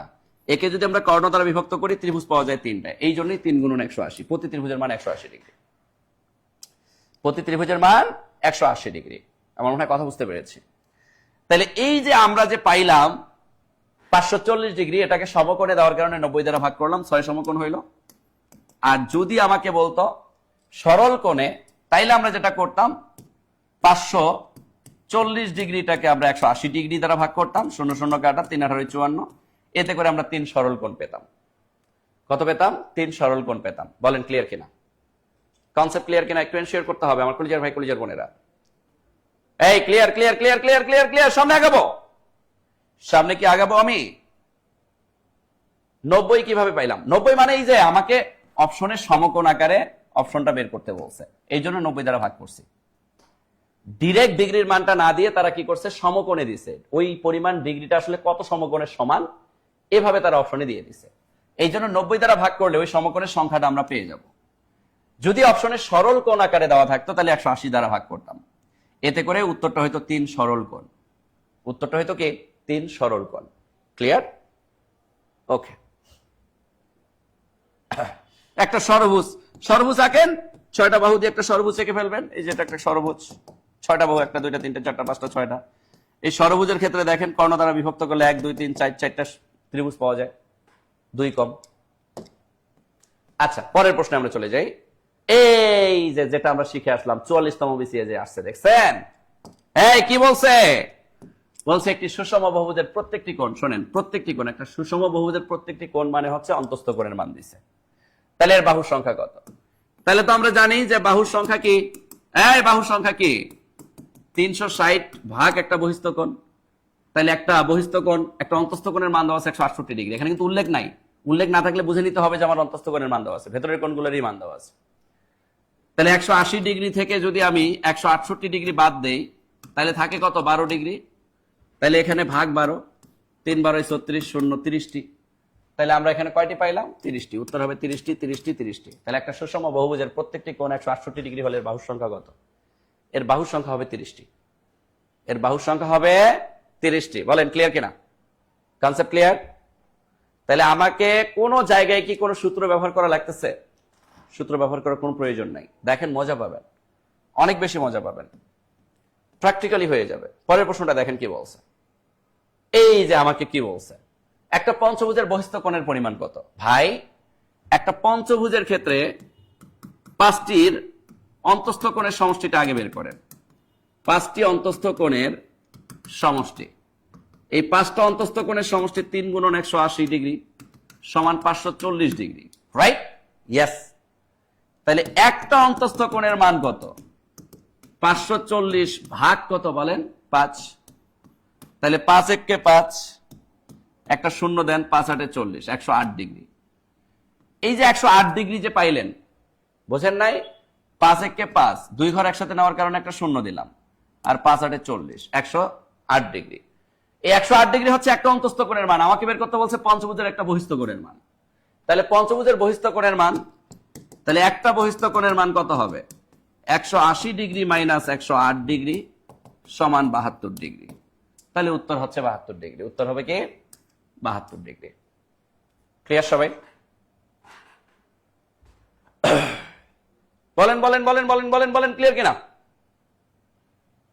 এই ক্লিয়ার সবাই? একটু এনশিওর করতে হবে। তাহলে দেখেন, একটা সুষম পঞ্চভুজের বহিস্থ কোণের মান বের করতে বলছে। তাহলে একটা বহিস্থ কোণের মান বের করতে গেলে আমাকে একটা অন্তস্থ কোণের মান জানতে হবে। আর একটা অন্তস্থ কোণের মান আমি কিভাবে পারবো? বহিস্থ কোণের মোট, অন্তস্থ কোণের মোট সমষ্টি থেকেই তো একটা অন্তস্থ কোণের মান বের করতে হয়। কারণ একটা পঞ্চভুজের ভেতরে 5টা অন্তস্থ কোণ থাকে। 5টা অন্তস্থ কোণের মান কত? 3 গুণন 180 সমান 540 ডিগ্রি। তাহলে একটা অন্তস্থ কোণের মান কত? 540 ভাগ 5, 108 ডিগ্রি। তাহলে একটা বহিস্থ কোণের মান কত? 180 ডিগ্রি মাইনাস 108 ডিগ্রি সমান 72 degree. Simple logic, simple logic. Clear সবাই? এখন যারা চাচ্ছেন যে আমি এত কিছু লিখবো না, মুখোমুখি করবো, এটা কি মুখোমুখি করা সম্ভব না? যারা অলরেডি চালাক হয়ে গেছেন তারা এগুলো তো লেখার দরকার নেই, আপনি মুখোমুখি করে ফেলবেন। আপনি এগুলো মুখোমুখি করে ফেলতে পারেন। বলেন পরের প্রশ্নটা আমাদেরকে কি বলছে।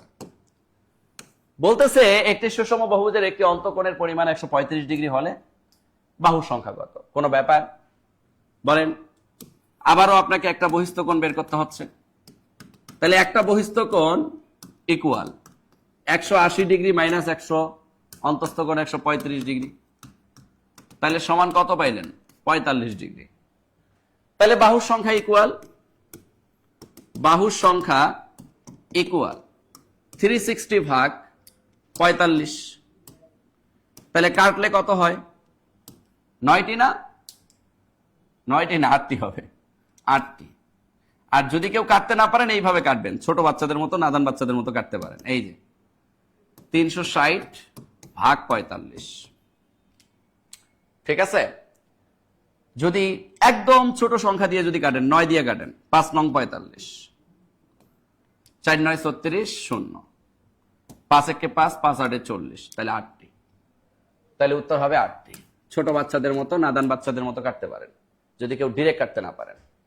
তাহলে এটার উত্তর হইল আমাদের 8টি 8টি 8টি 8টি। ক্লিয়ার? এই কনসেপ্ট ক্লিয়ার? বুঝতেছি কি? তাহলে যা বেসিকে শিখছি, বেসিকের আলোকে আমরা কি এখন প্রশ্নগুলোর উত্তর দিতে পারতেছি? শুধু এই প্রশ্ন না, বাজারে যদি কোনো বই থাকে আপনার কাছে, বহুভুজ সংক্রান্ত সকল প্রশ্নের উত্তর আপনি এখন নিমিশে দিয়ে দিতে পারবেন ইনশাআল্লাহ। এই যে আমাকে বলছে একটা সুষম পঞ্চভুজের একটা অন্তস্থ কোণের পরিমাণ কত? ভাই এটা কোনো ব্যাপার? 5টি কোণের মান 3 গুণন 180, 3 গুণন 180 একটু আগে শিখে আসলাম 540। তাহলে একটা অন্তস্থ কোণের মান 540 ভাগ 5, 108 ডিগ্রি একটু আগে শিখে আসলাম। এই 108 ডিগ্রি উত্তর। তাহলে 108 ডিগ্রি আছে? আছে। আমাকে একটু আগে একটা বহিস্থ কোণ বের করতে বলছিল, আমি কি কথা বুঝাতে পারছি? তাহলে এটা 108 ডিগ্রি হবে। কারণ 5টার জন্য যদি 540 পাই, তাহলে একটার জন্য কি ভাগ 5, ভাগ 5, তাহলে 108 ডিগ্রি। 108 ডিগ্রি। ক্লিয়ার? এই ক্লিয়ার সবাই? ক্লিয়ার? মাশাআল্লাহ, সবাই আমরা ক্লিয়ার হতে পেরেছি। আমরা সামনের প্রশ্নে চলে যাই। 6 নাম্বার প্রশ্নটা আমাদেরকে কি বলেছে? এই যে এই প্রশ্নটার উত্তর অলরেডি আমরা শিখে এসেছি। বলেন, আমি ডিরেক্ট এখন করা শুরু করলাম। বাহুর সংখ্যা, যেহেতু আমার 360 ভাগ একটা বহিস্থ কোণ লাগবে, আমার অন্তস্থ কোণের মান 140 ডিগ্রি দেওয়া আছে, তাহলে বহিস্থ কোণ কত? 40। তাহলে ভাগ 40, 0 0 কাটা, 4 9 36, 9টি। তাহলে উত্তর 9টি। এই উত্তর কত? 9টি, কারণ একটা অন্তস্থ কোণের মান 140 ডিগ্রি দেওয়া আছে। তাহলে বহিস্থ কোণ কত? বহিস্থ কোণ 40 ডিগ্রি। তাহলে বাহুর সংখ্যা ইকুয়াল 360 ভাগ একটা বহিস্থ কোণ, একটা বহিস্থ কোণ মানে 40 ডিগ্রি, 40 দ্বারা কাটাকাটি করলে আমার আসে 9। তাহলে উত্তর বাবু is mister 9। Clear? Concept clear? Concept clear কিনা একটু এনশিওর করতে হবে। ইয়েস, সবাই ক্লিয়ার, মাশাআল্লাহ। 7 নাম্বার প্রশ্নের দিকে আমরা একটু মনোযোগ দেই। 7 নাম্বার প্রশ্নটা আমাকে বলতেছে একটি সুষম ষড়ভুজের একটি বাহুকে বর্ধিত করলে উৎপন্ন বহিস্থ কোণের মান কত? তার মানে আমাকে একটা ষড়ভুজের বহিস্থ কোণের মান বের করতে বলছে। কোনো ব্যাপার না। কি করব আমি? 6টি অন্তস্থ কোণের মান, 6টি অন্তস্থ কোণের মান 4 গুণন 180 সমান কত? 720 ডিগ্রি। 720 ডিগ্রি। তাহলে অতএব একটি অন্তস্থ কোণের মান কত? 720 ভাগ কত? 6। তাহলে 6 কে 6, 6 দ্বিগুণে 12, আর একটা শূন্য তো থাকেই, তাহলে 120 ডিগ্রি। এই যে 120 ডিগ্রি পাইলাম, একটা অন্তস্থ কোণের মান পাইলাম, তাহলে একটা বহিস্থ কোণের মান কত? তাহলে একটা বহিস্থ কোণ ইকুয়াল 180 ডিগ্রি মাইনাস একটা অন্তস্থ কোণ 120 ডিগ্রি সমান 60 ডিগ্রি। তাহলে বহিস্থ কোণ হচ্ছে 60 ডিগ্রি। উত্তর হবে 60 ডিগ্রি। বহিস্থ কোণ 60 ডিগ্রি, 60 ডিগ্রি, 60 ডিগ্রি। বলেন বলেন বলেন বলেন বলেন বলেন। ক্লিয়ার? বলেন ক্লিয়ার সবাই? এই ক্লিয়ার ক্লিয়ার ক্লিয়ার। বহুভুজের সমস্যা হবে বলেন? বহুভুজকে এখন চুটকি দিয়ে পারা সম্ভব কিনা বলেন? চুটকি দিয়ে। বহুভুজ থেকে যাই প্রশ্ন আসুক না কেন, চুটকি দিয়ে পারা সম্ভব কিনা বলেন? এবার আমরা ত্রিভুজে চলে যাব। বলেন, বহুভুজে যা শিখলাম, বহুভুজ আমরা কি সূত্র মুখস্থ করেছি? সূত্র মুখস্থ করা লাগছে না অটো প্র্যাকটিক্যালি সূত্র হয়ে গেছে? আমি যতগুলো সূত্র শিখাইছি আমার মনে হয় আমি সবগুলোকে একটু প্র্যাকটিক্যালি নিয়ে আসার চেষ্টা করেছি। কারণ আপনি যখন মুখস্থ করবেন, এই মুখস্থ বিদ্যা ভয়ঙ্কর, কিছুদিন পরে দেখবেন হারিয়ে যায়। তাহলে অন্তস্থ কোণের সমষ্টি বের করা শিখলাম, বাহু থেকে 2 কম গুণন 180। একটা অন্তস্থ কোণের মান বের করা শিখলাম, ভাগ তার বাহুর সংখ্যা বা কোণের সংখ্যা। একটা বহিস্থ কোণ বের করা শিখলাম, 180 থেকে একটা অন্তস্থ কোণ বাদ দিলে হয়ে যায়। বাহুর সংখ্যা বের করা শিখলাম, বাহুর সংখ্যা আর বহিস্থ কোণের সংখ্যা একই জিনিস, তাহলে বহিস্থ কোণের সংখ্যা ইকুয়াল 360 ভাগ একটা বহিস্থ কোণ। এই ফর্মুলাটাই আমার বাহুর সংখ্যায় ব্যবহৃত হইল। তাহলে প্রতিটা জিনিস আমরা একটু প্র্যাকটিক্যালি শেখার চেষ্টা করলাম। বলেন, আমরা যেভাবে শিখেছি এভাবে আর জিনিসগুলো হারাবে কিনা? আশা করছি এভাবে আর আমাদের কখনোই ম্যাথগুলোকে পেরেশানিতে নেওয়ার কোনো প্রয়োজন হবে না। ক্লিয়ার সবাই? ক্লিয়ার? মাশাআল্লাহ, আমরা সবাই ক্লিয়ার হতে পেরেছি। এবার আমরা লিখব ত্রিভুজ। এবার আমরা লিখব ত্রিভুজ। ত্রিভুজের টাইপ 1 লিখব।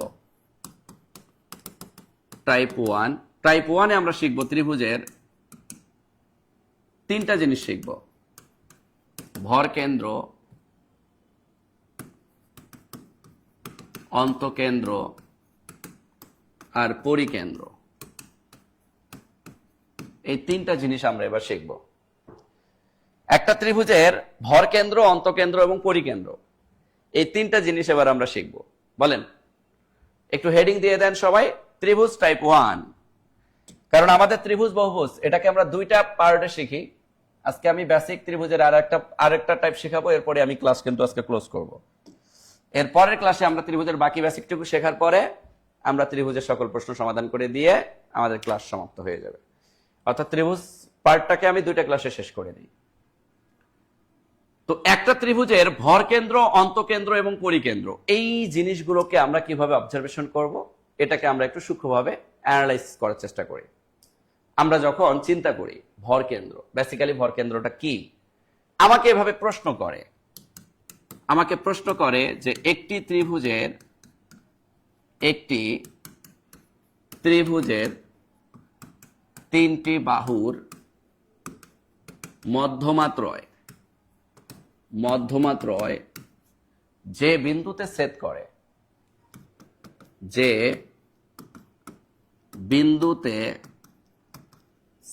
করে তাকে কি বলে?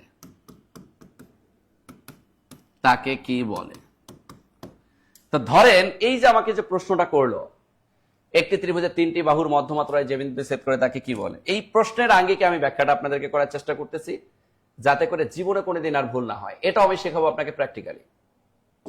একটা জিনিস ফিল করেন, ধরেন আমার কাছে যে মোবাইলটা আছে, এই যে এই মোবাইলটার টোটাল দৈর্ঘ্য হচ্ছে ধরেন 20 মিটার। এই মোবাইলটার মধ্যমা তাহলে কত মিটারে আছে? এদিক দিয়ে যদি দৈর্ঘ্য 20 মিটার হয়, মধ্যমা আছে 10 মিটারে। আমি 10 মিটার বরাবর যখন আঙ্গুল রাখতেছি, তখন দেখেন এই মোবাইলটা কিন্তু কোনো দিকে পড়তেছে না, এ কিন্তু ভর ব্যালেন্স করতেছে, ভর নিয়ন্ত্রণ করতেছে। তা মধ্যমা বা মধ্যবিন্দু সবসময় ভর ব্যালেন্স করে। মধ্যমা, দাড়িপাল্লা দেখেন নাই, দাড়িপাল্লায় আমরা কি করি, এরকম একটা টানা থাকে, মাঝখানে টান দিয়ে রাখি, দুই পাশের ভর সমান থাকে। তা মধ্যমায় বা মধ্যবিন্দুতে কোনো কিছু রাখলে ভর নিয়ন্ত্রণ হয়। তো আপনার যদি এটা একটা ত্রিভুজ হয়, এই ত্রিভুজের এই বাহুটা যদি হয় 20 মিটার, এর মধ্যমা আছে 10 মিটারে। এটা যদি হয় ধরলাম 24 মিটার, এর মধ্যমা আছে 12 মিটারে। এটা যদি হয় ধরলাম 30 মিটার, মধ্যমা আছে 15 মিটারে। তাহলে এই মধ্যবিন্দুগুলো দিয়ে যে কেন্দ্রটা তৈরি হয়, এই কেন্দ্রটাকে বেসিক্যালি ভর কেন্দ্র বলা হয়। কেন? কারণ মধ্যমা সবসময় ভর নিয়ন্ত্রণ করে। মধ্যবিন্দু সবসময় কি নিয়ন্ত্রণ করে? ভর নিয়ন্ত্রণ করে। ধরেন এই যে মার্কারটার দৈর্ঘ্য 20 মিটার, মাঝখানে রাখলাম 10 মিটারে, মার্কারটা কোনো পাশে পড়তেছে না। বা মোবাইলটার দৈর্ঘ্য 20 মিটার, আমি 10 মিটারে রাখলাম, কোনো দিকে পড়তেছে না, ভর ব্যালেন্স করতেছে। আমি মনে হয় কথা বুঝাতে পারছি। এই জন্য মাথায় রাখবো, যখনই আমাকে প্রশ্নে মধ্যমা বলবে, এই মধ্যমা দ্বারা ভর ব্যালেন্স করা হয়, আর এই জন্য এর কেন্দ্রের নাম ভর কেন্দ্র।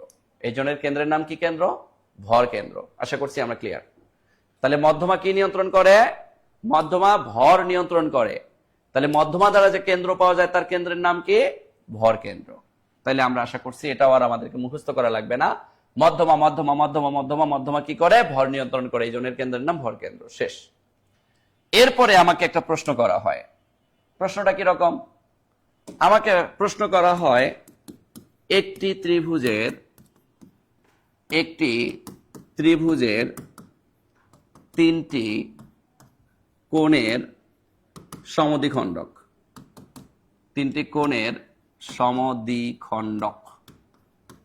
ত্রয় যে বিন্দুতে ছেদ করে, সমদ্বিখণ্ডক ত্রয়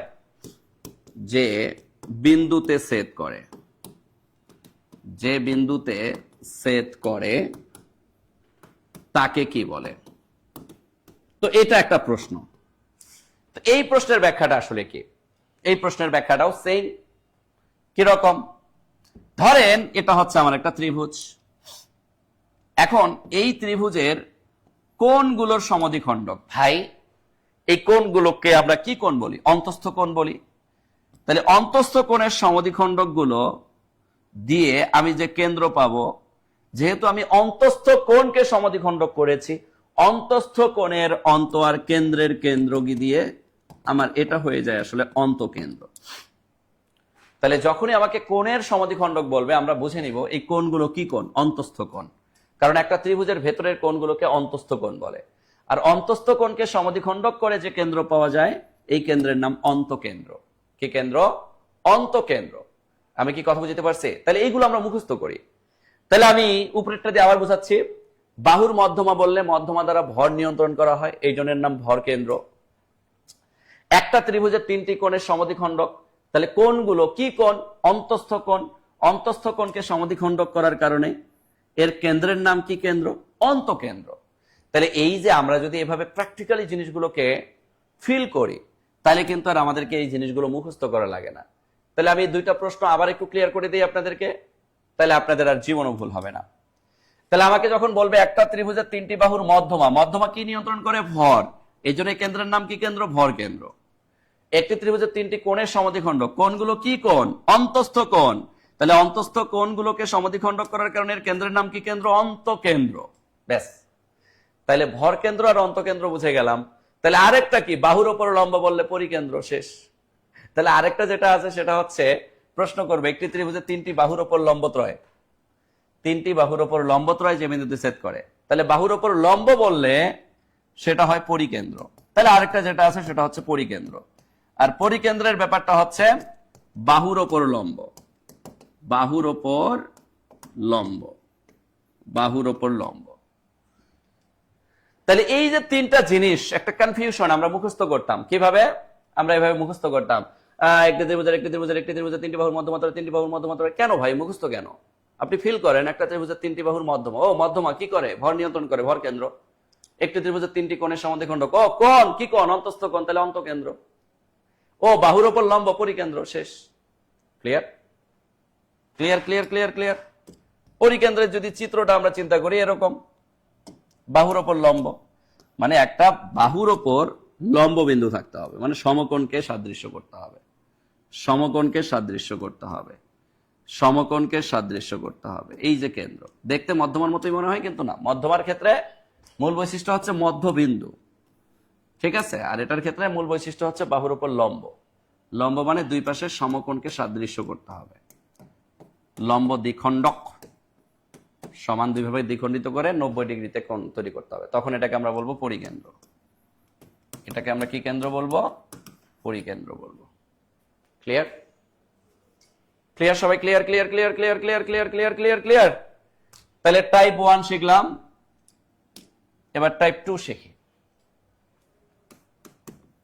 টাইপ 2, টাইপ 2 তে আমরা যেটা দেখব সেটা হচ্ছে বাহু দেখে ত্রিভুজ নির্ণয়, বাহু দেখে ত্রিভুজ নির্ণয়। অর্থাৎ বাহু দেখলে ত্রিভুজ হবে কিনা সেটা আমরা কিভাবে জাস্টিফাইড করব। টাইপ 2, বাহু দেখে ত্রিভুজ নির্ণয়। লম্বটা আঁকিয়ে দেন মানে কি? এই যে একটা ত্রিভুজ, ত্রিভুজের ওপর বাহুর ওপর লম্ব, এই যে বাহুর ওপর লম্ব, মানে এটা এইভাবে লম্বিক অবস্থান তৈরি করে, এইভাবে লম্বিক অবস্থান তৈরি করে, এইভাবে লম্বিক অবস্থান তৈরি করে, এই যে লম্বিক অবস্থান তৈরি করে, লম্বিক অবস্থান। আর এই যে কেন্দ্রটা তৈরি হয়, এটাকে পুরোটাকে চিন্তা না করে যদি আপনি এভাবে চিন্তা করেন, বাহুর ওপর লম্ব, বাহুর ওপর লম্ব, বাহুর ওপর লম্ব, সমকোণ সমকোণ সমকোণ সমকোণ সমকোণ সমকোণ, এই কেন্দ্র, এটাকে পরিকেন্দ্র বলে। এক কথা বাহুর ওপর লম্ব বললে পরিকেন্দ্র। তাহলে আমাকে যদি বাহু দেখে ত্রিভুজ আঁকতে বলে তাহলে আমরা কি করব? দেখেন, একটা জিনিস মাথায় রাখবেন, ত্রিভুজের ক্ষেত্রে যে ঘটনাটা ঘটে, মানে সব সময় দুইটি বাহুর যোগফল, দুটি বাহুর যোগফল তৃতীয় বাহু থেকে বৃহত্তর, তৃতীয় বাহু থেকে বৃহত্তর হলেই ত্রিভুজ গঠন হয়, ত্রিভুজ গঠন হয়, অন্যথায় নয়। যেমন আমরা যদি উদাহরণ দেই, উদাহরণ দিয়ে আমরা হচ্ছে জিনিসটাকে ক্লিয়ার করে নিই। যেমন আমি যদি আপনাকে বলি যে 2,3,5 এটা দিয়ে কি ত্রিভুজ গঠন হবে? আপনি বলবেন যে হবে না। কেন হবে না? কারণ দুইটা বাহুকে যোগ করলে, 2 আর 3 যোগ করলে হয় 5, আবার তৃতীয় বাহু 5। দুইটা বাহুর যোগফল যদি তৃতীয় বাহুর সমানও হয়, তারপরেও ত্রিভুজ গঠন করবে না। যদি এরকম হয়, আমি দিলাম 2,3,6। দেখেন আমি কি করলাম, দুইটা বাহুর যোগফল তৃতীয় বাহু থেকে ছোট করলাম, 3 আর 2 যোগ করলে হয় 5, আমার তৃতীয় বাহুটাই বড়। তাহলে এই ক্ষেত্রেও আমার ত্রিভুজ গঠন হবে না, ত্রিভুজ গঠন হবে না। কিন্তু আমি যদি এরকমটা করতাম, আমি যদি বলতাম 2, 3, 4 তাইলে ত্রিভুজ গঠন করতো। কিরকম? 3 আর 2 যোগ করলে হয় কত? 5।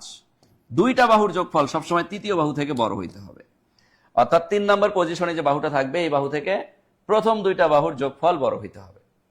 তাহলে 2 আর 3 যোগ করলে 5, তৃতীয় বাহু 4, 4 থেকে বড়, এই জন্য এটা দিয়ে ত্রিভুজ গঠন হবে। তাহলে এটা দিয়ে ত্রিভুজ গঠন হবে, ত্রিভুজ গঠন হবে। আশা করছি আমরা ক্লিয়ার সবাই? তাহলে ত্রিভুজ কখন গঠিত হবে আর কখন হবে না আমরা কি বুঝতে পেরেছি? সমান হইলেও হবে না, দুইটা বাহুর যোগফল থেকে তৃতীয় বাহু বড় হইলেও হবে না, দুইটা বাহুর যোগফল তৃতীয় বাহু থেকে বড় হইলে কেবল হবে। 3 নম্বর পজিশনের বাহু থেকে প্রথম দুইটা বাহুর যোগফল বড় হইতে হবে, তাইলেই কেবলমাত্র ত্রিভুজ গঠন হবে। ত্রিভুজ গঠন হবে, বলেন ক্লিয়ার কিনা? এই ক্লিয়ার কিনা? একটু এনশিওর করবো প্লিজ, দ্রুত দ্রুত দ্রুত দ্রুত একটু এনশিওর করবো যে আমরা ক্লিয়ারলি বুঝতে পেরেছি কিনা। বলেন আমরা ক্লিয়ারলি বুঝতে পারছি কিনা, একটু এনশিওর করবো সবাই যে কখন ত্রিভুজ গঠিত হবে বা ত্রিভুজ গঠন বা ত্রিভুজ তৈরি করা যাবে। বাহু দেখে ত্রিভুজ গঠন করার যে প্রক্রিয়া বা নিয়ম, এটা আমরা একটু ফিল করার চেষ্টা করলাম। বলেন ক্লিয়ার কিনা? ক্লিয়ার কিনা? ক্লিয়ার কিনা? সবাই ক্লিয়ার?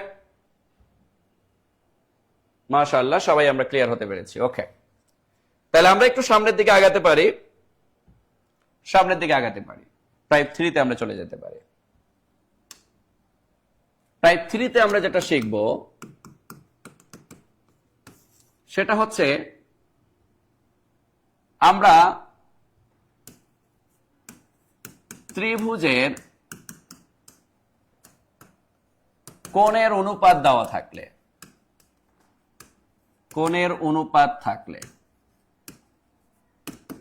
দেখেন বাহুভেদে ত্রিভুজ, কোণ ভেদে ত্রিভুজ, এগুলো আমরা শেষে শিখব, কারণ এগুলোতে আসলে কিছু নাই। ত্রিভুজের ক্ষেত্রফল, ত্রিভুজের উচ্চতা, এগুলো একটা একটা করে ত্রিভুজ ধরে ধরে আগে নর্মাল ত্রিভুজের যে বেসম্যান থেকে যে কোশ্চেন গুলো আসে এগুলো আগে আমাদেরকে জানতে হবে। আমি মনে হয় কথা বুঝতে পারছি। এই জন্য আমার শেখানোর স্টাইল পুরোটাই ভিন্ন হয়। আমি আসলে অন্যান্য শিক্ষকের মতো করে শেখাই না, আমি আমার মেথডে সবসময় শেখানোর চেষ্টা করি। আশা করছি সবাই বুঝতে পেরেছেন। বলেন আমরা এই এতটুকু ক্লিয়ার হতে পারছি কিনা, এর আগের পর্যন্ত যতটুকু ক্লিয়ার করলাম? হ্যাঁ, সবাই ক্লিয়ার? ওকে।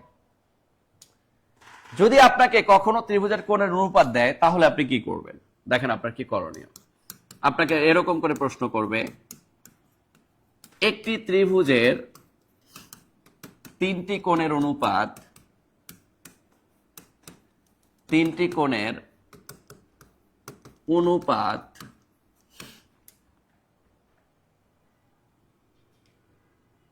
2:3:4 হলে বৃহত্তর কোণটি কত? বৃহত্তর কোণটি কত?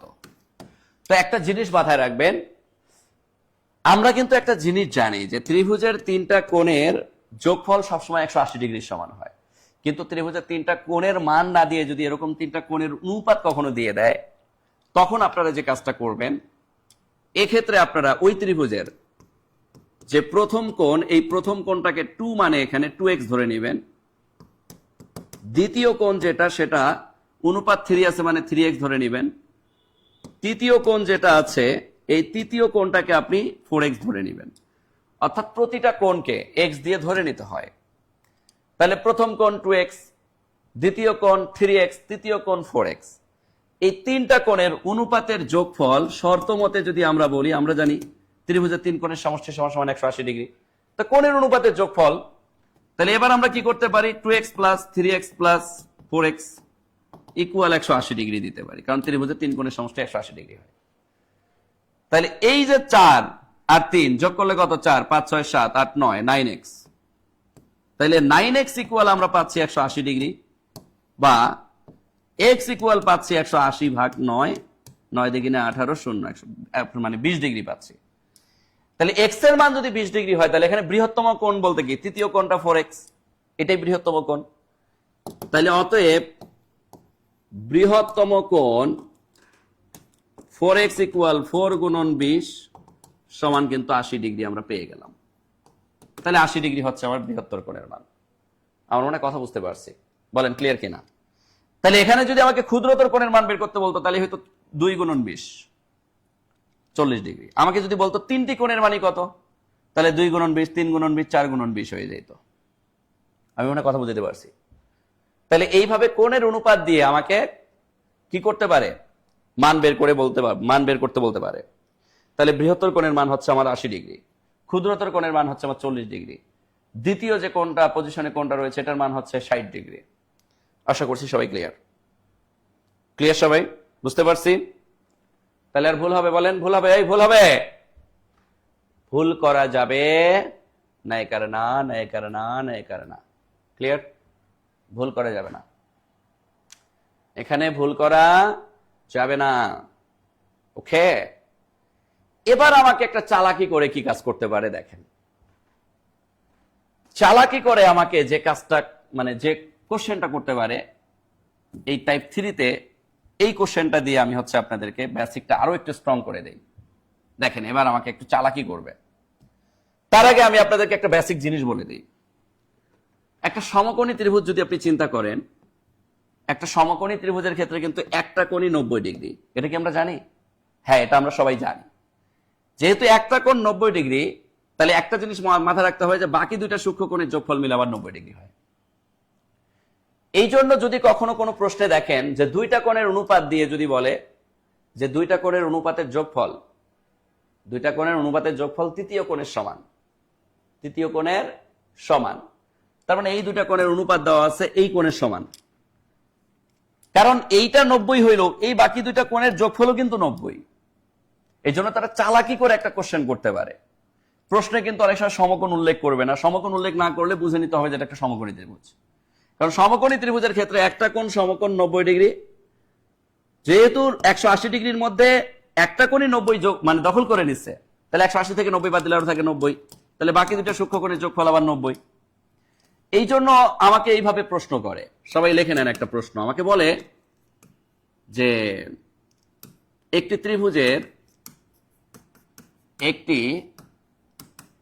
ত্রিভুজের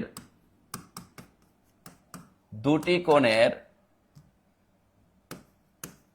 অনুপাত 4:5, যা তার তৃতীয় কোণের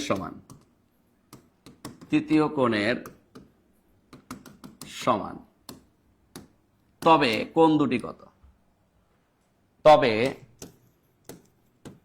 কোণ দুটি কত?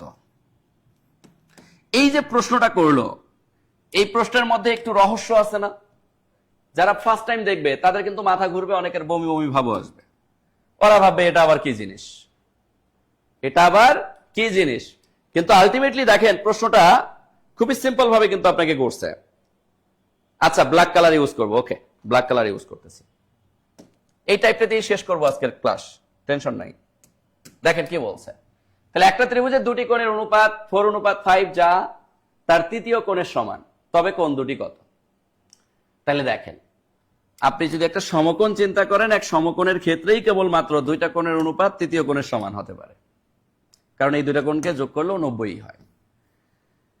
তাহলে এই জায়গায় 4:5, তাহলে এই ত্রিভুজের প্রথম কোণ 4x, দ্বিতীয় কোণ 5x। যেহেতু তৃতীয় কোণের সমান, তার মানে এটা একটা সমকোণী ত্রিভুজ। এই জন্য আপনি কি করবেন, শর্ত মতে যখন দিবেন, এই শর্ত মতে 4x আর 5x এই দুইটার যোগফল কিন্তু আপনার 90 ডিগ্রি হবে, অর্থাৎ তৃতীয় কোণের সমান হবে। দুইটা কোণের অনুপাত তৃতীয় কোণের সমান তখনই হয় যখন ত্রিভুজটা সমকোণী ত্রিভুজ হয়, অন্যথায় কখনোই সম্ভব না। যেমন এখানে প্রশ্নে কিন্তু ত্রিভুজটা যে সমকোণী ত্রিভুজ এটা উল্লেখ করে নাই, কিন্তু আপনাকে বুঝে নিতে হচ্ছে যে এটা একটা সমকোণী ত্রিভুজ। তাহলে এইভাবে আপনাকে প্যাচ দিয়ে মাঝে মধ্যে প্রশ্ন করতে পারে, এই প্যাচগুলো আপনাকে ধরতে হবে।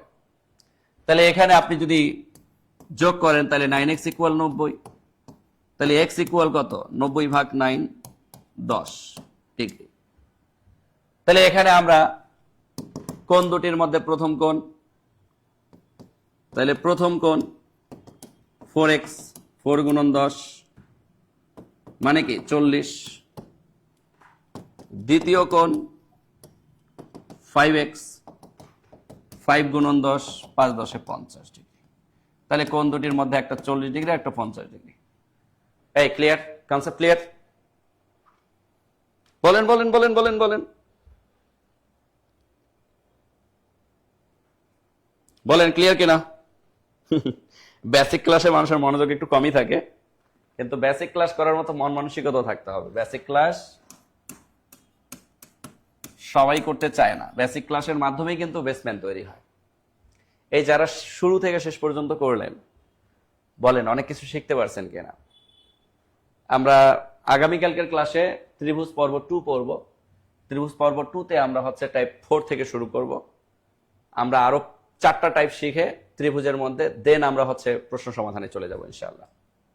আশা করছি বুঝতে পেরেছি। ওকে, সো আমার কলিজার ভাই কলিজার বোনেরা, অনেক সময় ধরে আমরা ক্লাস করলাম। বলেন যতটুকু করছি আমরা ততটুকু একদম ক্লিয়ারলি বুঝতে পেরেছি কিনা? ঝকঝকা ফকফকা আমরা একদম ক্রিস্টাল ক্লিয়ারের মতো সবকিছু বুঝতে পেরেছি কিনা, বা আমাদের কোনো জায়গায় সমস্যা হয়েছে কিনা বলেন, একটু কমেন্ট করেন। বা আমরা কি কোনো জায়গায় গিয়ে কোনো সূত্র মুখস্থ করা লাগছে, বা আমরা সূত্রের উপর নির্ভরশীল হয়েছে কিনা? পর্ব 2-তে আমি যখন আপনাদেরকে শেখাবো, বিশ্বাস করেন আপনি হয়তোবা ভাববেন যে আমি ত্রিভুজের উচ্চতার জন্য আপনাকে সূত্র শেখাবো না, উচ্চতার জন্য আমি আপনাকে প্র্যাকটিক্যালি সূত্র দেখাবো।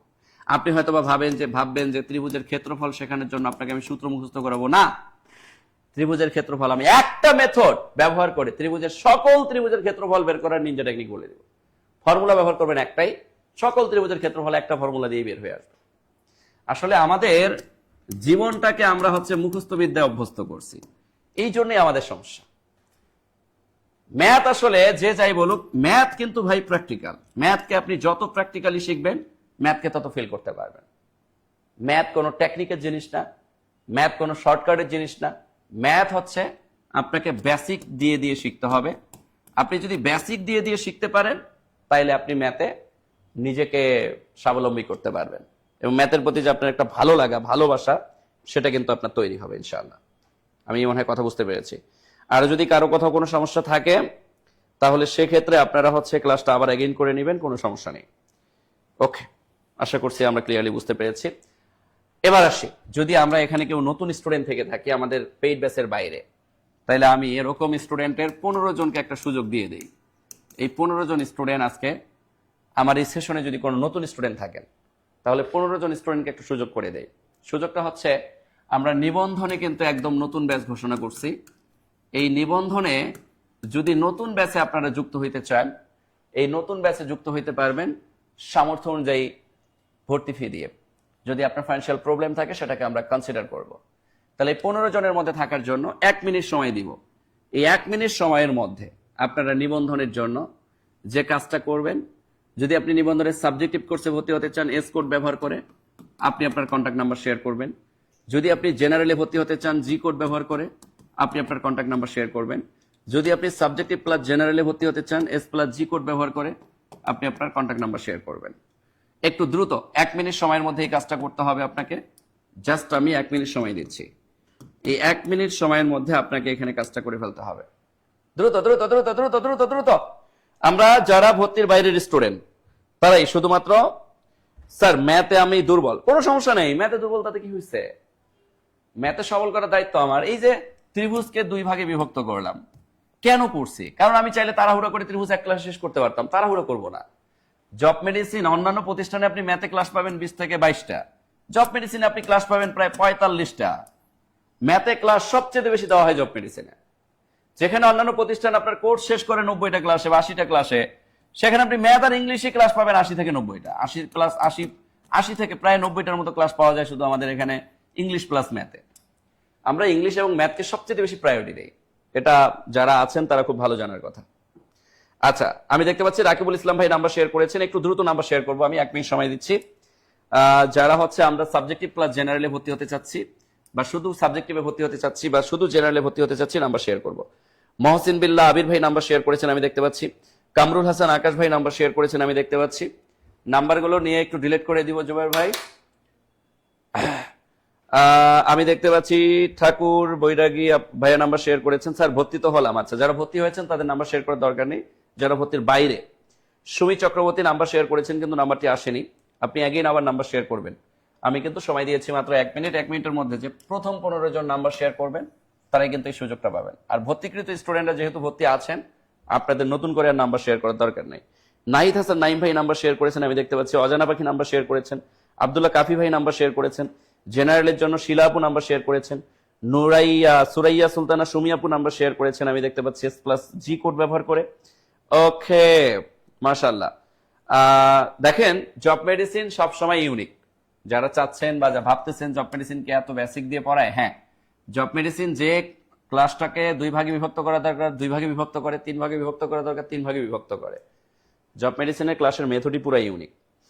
হ্যাঁ, আমাদের চারু কারুকলার জন্য সাবজেক্টিভ রয়েছে। বৃথি আক্তার আপু নাম্বার শেয়ার করেছেন S+G কোড ব্যবহার করে, আমি দেখতে পাচ্ছি। ওকে, পারুল ঠাকুর আপু নাম্বার শেয়ার করেছেন S+G কোড ব্যবহার করে। S+G কোড ব্যবহার করে নাম্বার শেয়ার করেছেন আমাদের শিলা ইসলাম আপু। আচ্ছা, একটু দ্রুত নাম্বারগুলো আমরা শেয়ার করে ফেলবো। স্যার ত্রিপলি থেকে বিএসসি কলেজ পর্যায়ে কোন বিষয়ে? হ্যাঁ, আপনি আইসিটি পাবেন, ফিজিক্স পাবেন, আইসিটি অথবা ফিজিক্স। মাহমুদা আক্তার, আইসিটি অথবা ফিজিক্স দুটাতেই আপনি আবেদন করতে পারবেন। আইসিটিতেও আবেদন করতে পারবেন, ফিজিক্সও আবেদন করতে পারবেন। এখন আপনার খুশি যে আপনি কোটাতে আবেদন করবেন। ত্রিপলি থেকে ইমাম হুসাইন ভর্তি হয়েছেন, মাশাআল্লাহ, জাযাকাল্লাহু খাইরান। যারা ভর্তি হয়েছেন তারা তো জানেন যে আমাদের বেসিক ক্লাসগুলো কতটা নিখুঁতভাবে আমরা নেওয়ার চেষ্টা করি, তারা তো খুব ভালোভাবে জানার কথা। ওকে, মাশাআল্লাহ। সুমি চক্রবর্তী নাম্বার শেয়ার করেছেন, আমি দেখতে পাচ্ছি। ইরশাদ উদ্দিন ভাইয়া নাম্বার শেয়ার করেছেন এসকোড ব্যবহার করে। ওকে, মাশাআল্লাহ। এরপরে নাফিসা জান্নাত বুশরা আপু নাম্বার শেয়ার করেছেন, আমি দেখতে পাচ্ছি। জোবা তালুকদার আপু নাম্বার শেয়ার করেছেন এসকোড ব্যবহার করে। সুমি চক্রবর্তী আপু নাম্বার শেয়ার করেছেন, আমি দেখতে পাচ্ছি। নাফিসা জান্নাত বুশরা আপু আবার এগেইন নাম্বার শেয়ার করেছেন। ওকে, যারা এখনো নাম্বার শেয়ার করি নাই তারা যে কাজটা করতে পারি আমরা আমাদের এই যে হটলাইন নাম্বারগুলো রয়েছে 11টা পর্যন্ত আমাদের অফিস কিন্তু খোলা। আপনারা চাইলে 01-901-51-9501, 02, 03, 04, 05, 06 এই নাম্বারগুলোতে কল করতে পারেন। এই নাম্বারগুলোতে কল করে আপনারা সরাসরি ভর্তি কনফার্ম করতে পারেন। যেহেতু নিবন্ধনের একদম নতুন ব্যাচ ঘোষণা করেছি আমরা, নিবন্ধনের একদম নতুন ব্যাচ, এই একদম নতুন ব্যাচে নতুন উদ্যমে কিন্তু আপনি আমাদের সাথে জার্নি শুরু করতে পারবেন। ঠিক আছে, যেখানে অন্যান্য প্রতিষ্ঠান ম্যাথ এবং ইংলিশে কম ক্লাস দিবে, সেখানে জব মেডিসিন আপনাকে 2 গুণ 3 গুণ 4 গুণ ক্লাস দিবে। সো এখানে আপনি অনেক বেশি আগায় থাকতে পারবেন আমাদের সাথে যুক্ত হয়ে, ইনশাআল্লাহ। ওকে, আর যে কোনো সাবজেক্টের জন্য সাবজেক্টিভ প্লাস জেনারেল দুটার জন্যই আমরা কিন্তু বই দিচ্ছি। সাবজেক্টিভ প্লাস জেনারেল দুটার জন্যই বই পাবেন। সাবজেক্টিভের বইটা আমরা এখনো দেওয়া শুরু করিনি, কারণ এনটিআরসি কর্তৃপক্ষ এখনো সিলেবাস দেয়নি।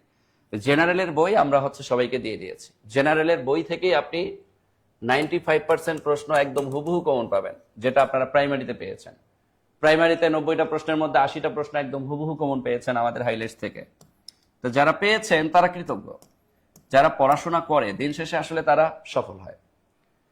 যারা পড়াশোনা করে না, এখন কোর্স এনরোল করার পর আপনি ক্লাস করবেন না, পরীক্ষা দিবেন না, আপনি সফল হবেন কিভাবে? সম্ভব? আপনার ধৈর্য স্ট্যামিনা থাকতে হবে। তো আমি মনে হয় কথা বুঝাইতে পারছি। আচ্ছা, জেবা তালুকদার আপু আবার নাম্বার শেয়ার করেছেন। জবের জন্য জব মেডিসিন বেস্ট। জাযাকাল্লাহ, দোয়া করবেন। চেষ্টা করি আমরা সর্বোচ্চ সার্ভিস দেওয়ার জন্য। আপনাদের এখানে ক্লাস করে 18তম নিবন্ধনে চাকরি পেয়েছি, এখন কলেজ প্রিপারেশন নিচ্ছি। সুমি চক্রবর্তী, মাশাআল্লাহ। এই যে এরকম 18তম নিবন্ধনে আমাদের এখান থেকে প্রায় 7200 সফলতা আসে, 7200। এখন 19তম নিবন্ধনে আমরা প্রত্যাশা রেখেছি মিনিমাম এটাকে দ্বিগুণ করা, 15,000 প্লাস স্টুডেন্টকে সফল করা। কারণ জব মেডিসিন সবসময় যে পরিমাণ স্টুডেন্ট পড়ায় তার ধারের কাছে অন্য প্রতিষ্ঠান আমি মনে করি না যে ওর ধারের কাছে যেতে পারে। আমরা রেফারেন্সে যে পরিমাণ স্টুডেন্ট পাই যারা সফল হয়েছে, এই সফল হওয়া স্টুডেন্টগুলো আমাদেরকে রেফারেন্সে প্রতিনিয়ত স্টুডেন্ট ভর্তি করান। কারণ আমরা একটা জিনিস ফিল করি, সেটা হচ্ছে সার্ভিস। সর্বোচ্চ ক্লাস আমার মনে হয় জব মেডিসিন দেয়। অন্যান্য প্রতিষ্ঠান কয়টা করে ক্লাস দেয় আমার জানা নেই, কিন্তু জব মেডিসিনে আপনি একটা বেসিক ফাউন্ডেশন ক্লাসে 140 মিনিমাম ক্লাস, 150 ক্লাস, এতগুলো ক্লাস দিয়ে আমরা একদম নিখুঁতভাবে ক্লাসের পর ক্লাসই তো মুখস্থ করে দিই। পরীক্ষা, সাপ্তাহিক পরীক্ষা, মান্থলি পরীক্ষা, প্রতিদিন প্রতিনিয়ত আপনাকে একটা চাপের মধ্যে রাখা, এটা জব মেডিসিন করে। এখন আমরা ক্লাস কম দিয়ে কিন্তু আমরা চাইলে আমাদের টাকা বাঁচাইতে পারতাম, সার্ভিসে কৃপণতা করতে পারতাম, কিন্তু এতে কি আমাদের লাভ? না। কারণ বেটার একটা সার্ভিস দিয়ে যদি আপনাকে আমি সফল করতে পারি, এই বেটার সার্ভিসের বিনিময়ে আপনি মরার আগ পর্যন্ত আমার এই জব মেডিসিনে আপনি স্টুডেন্ট প্রেফার করতে থাকবেন। আর এটাই জব মেডিসিনের সবচেয়ে ইউনিক একটা বৈশিষ্ট্য। আর এই বৈশিষ্ট্য দিয়েই জব মেডিসিন এখন আগে আছে। শুক্রিয়া, সবাই দোয়া করবেন যাতে জব মেডিসিন সবসময় ভালো সার্ভিসটা দিতে পারে। অনেক বেসিক কিছু জানতাম না, জব মেডিসিনে ভর্তি হয়ে অনেক কিছু শিখতে পেরেছি। মাশাআল্লাহ, জাযাকাল্লাহু খাইরান। সবাই ভালো থাকবেন, সুস্থ থাকবেন। সবার সুস্থতা কামনা করে আজকে সেশন এখানেই শেষ করতেছি। আল্লাহ হাফেজ।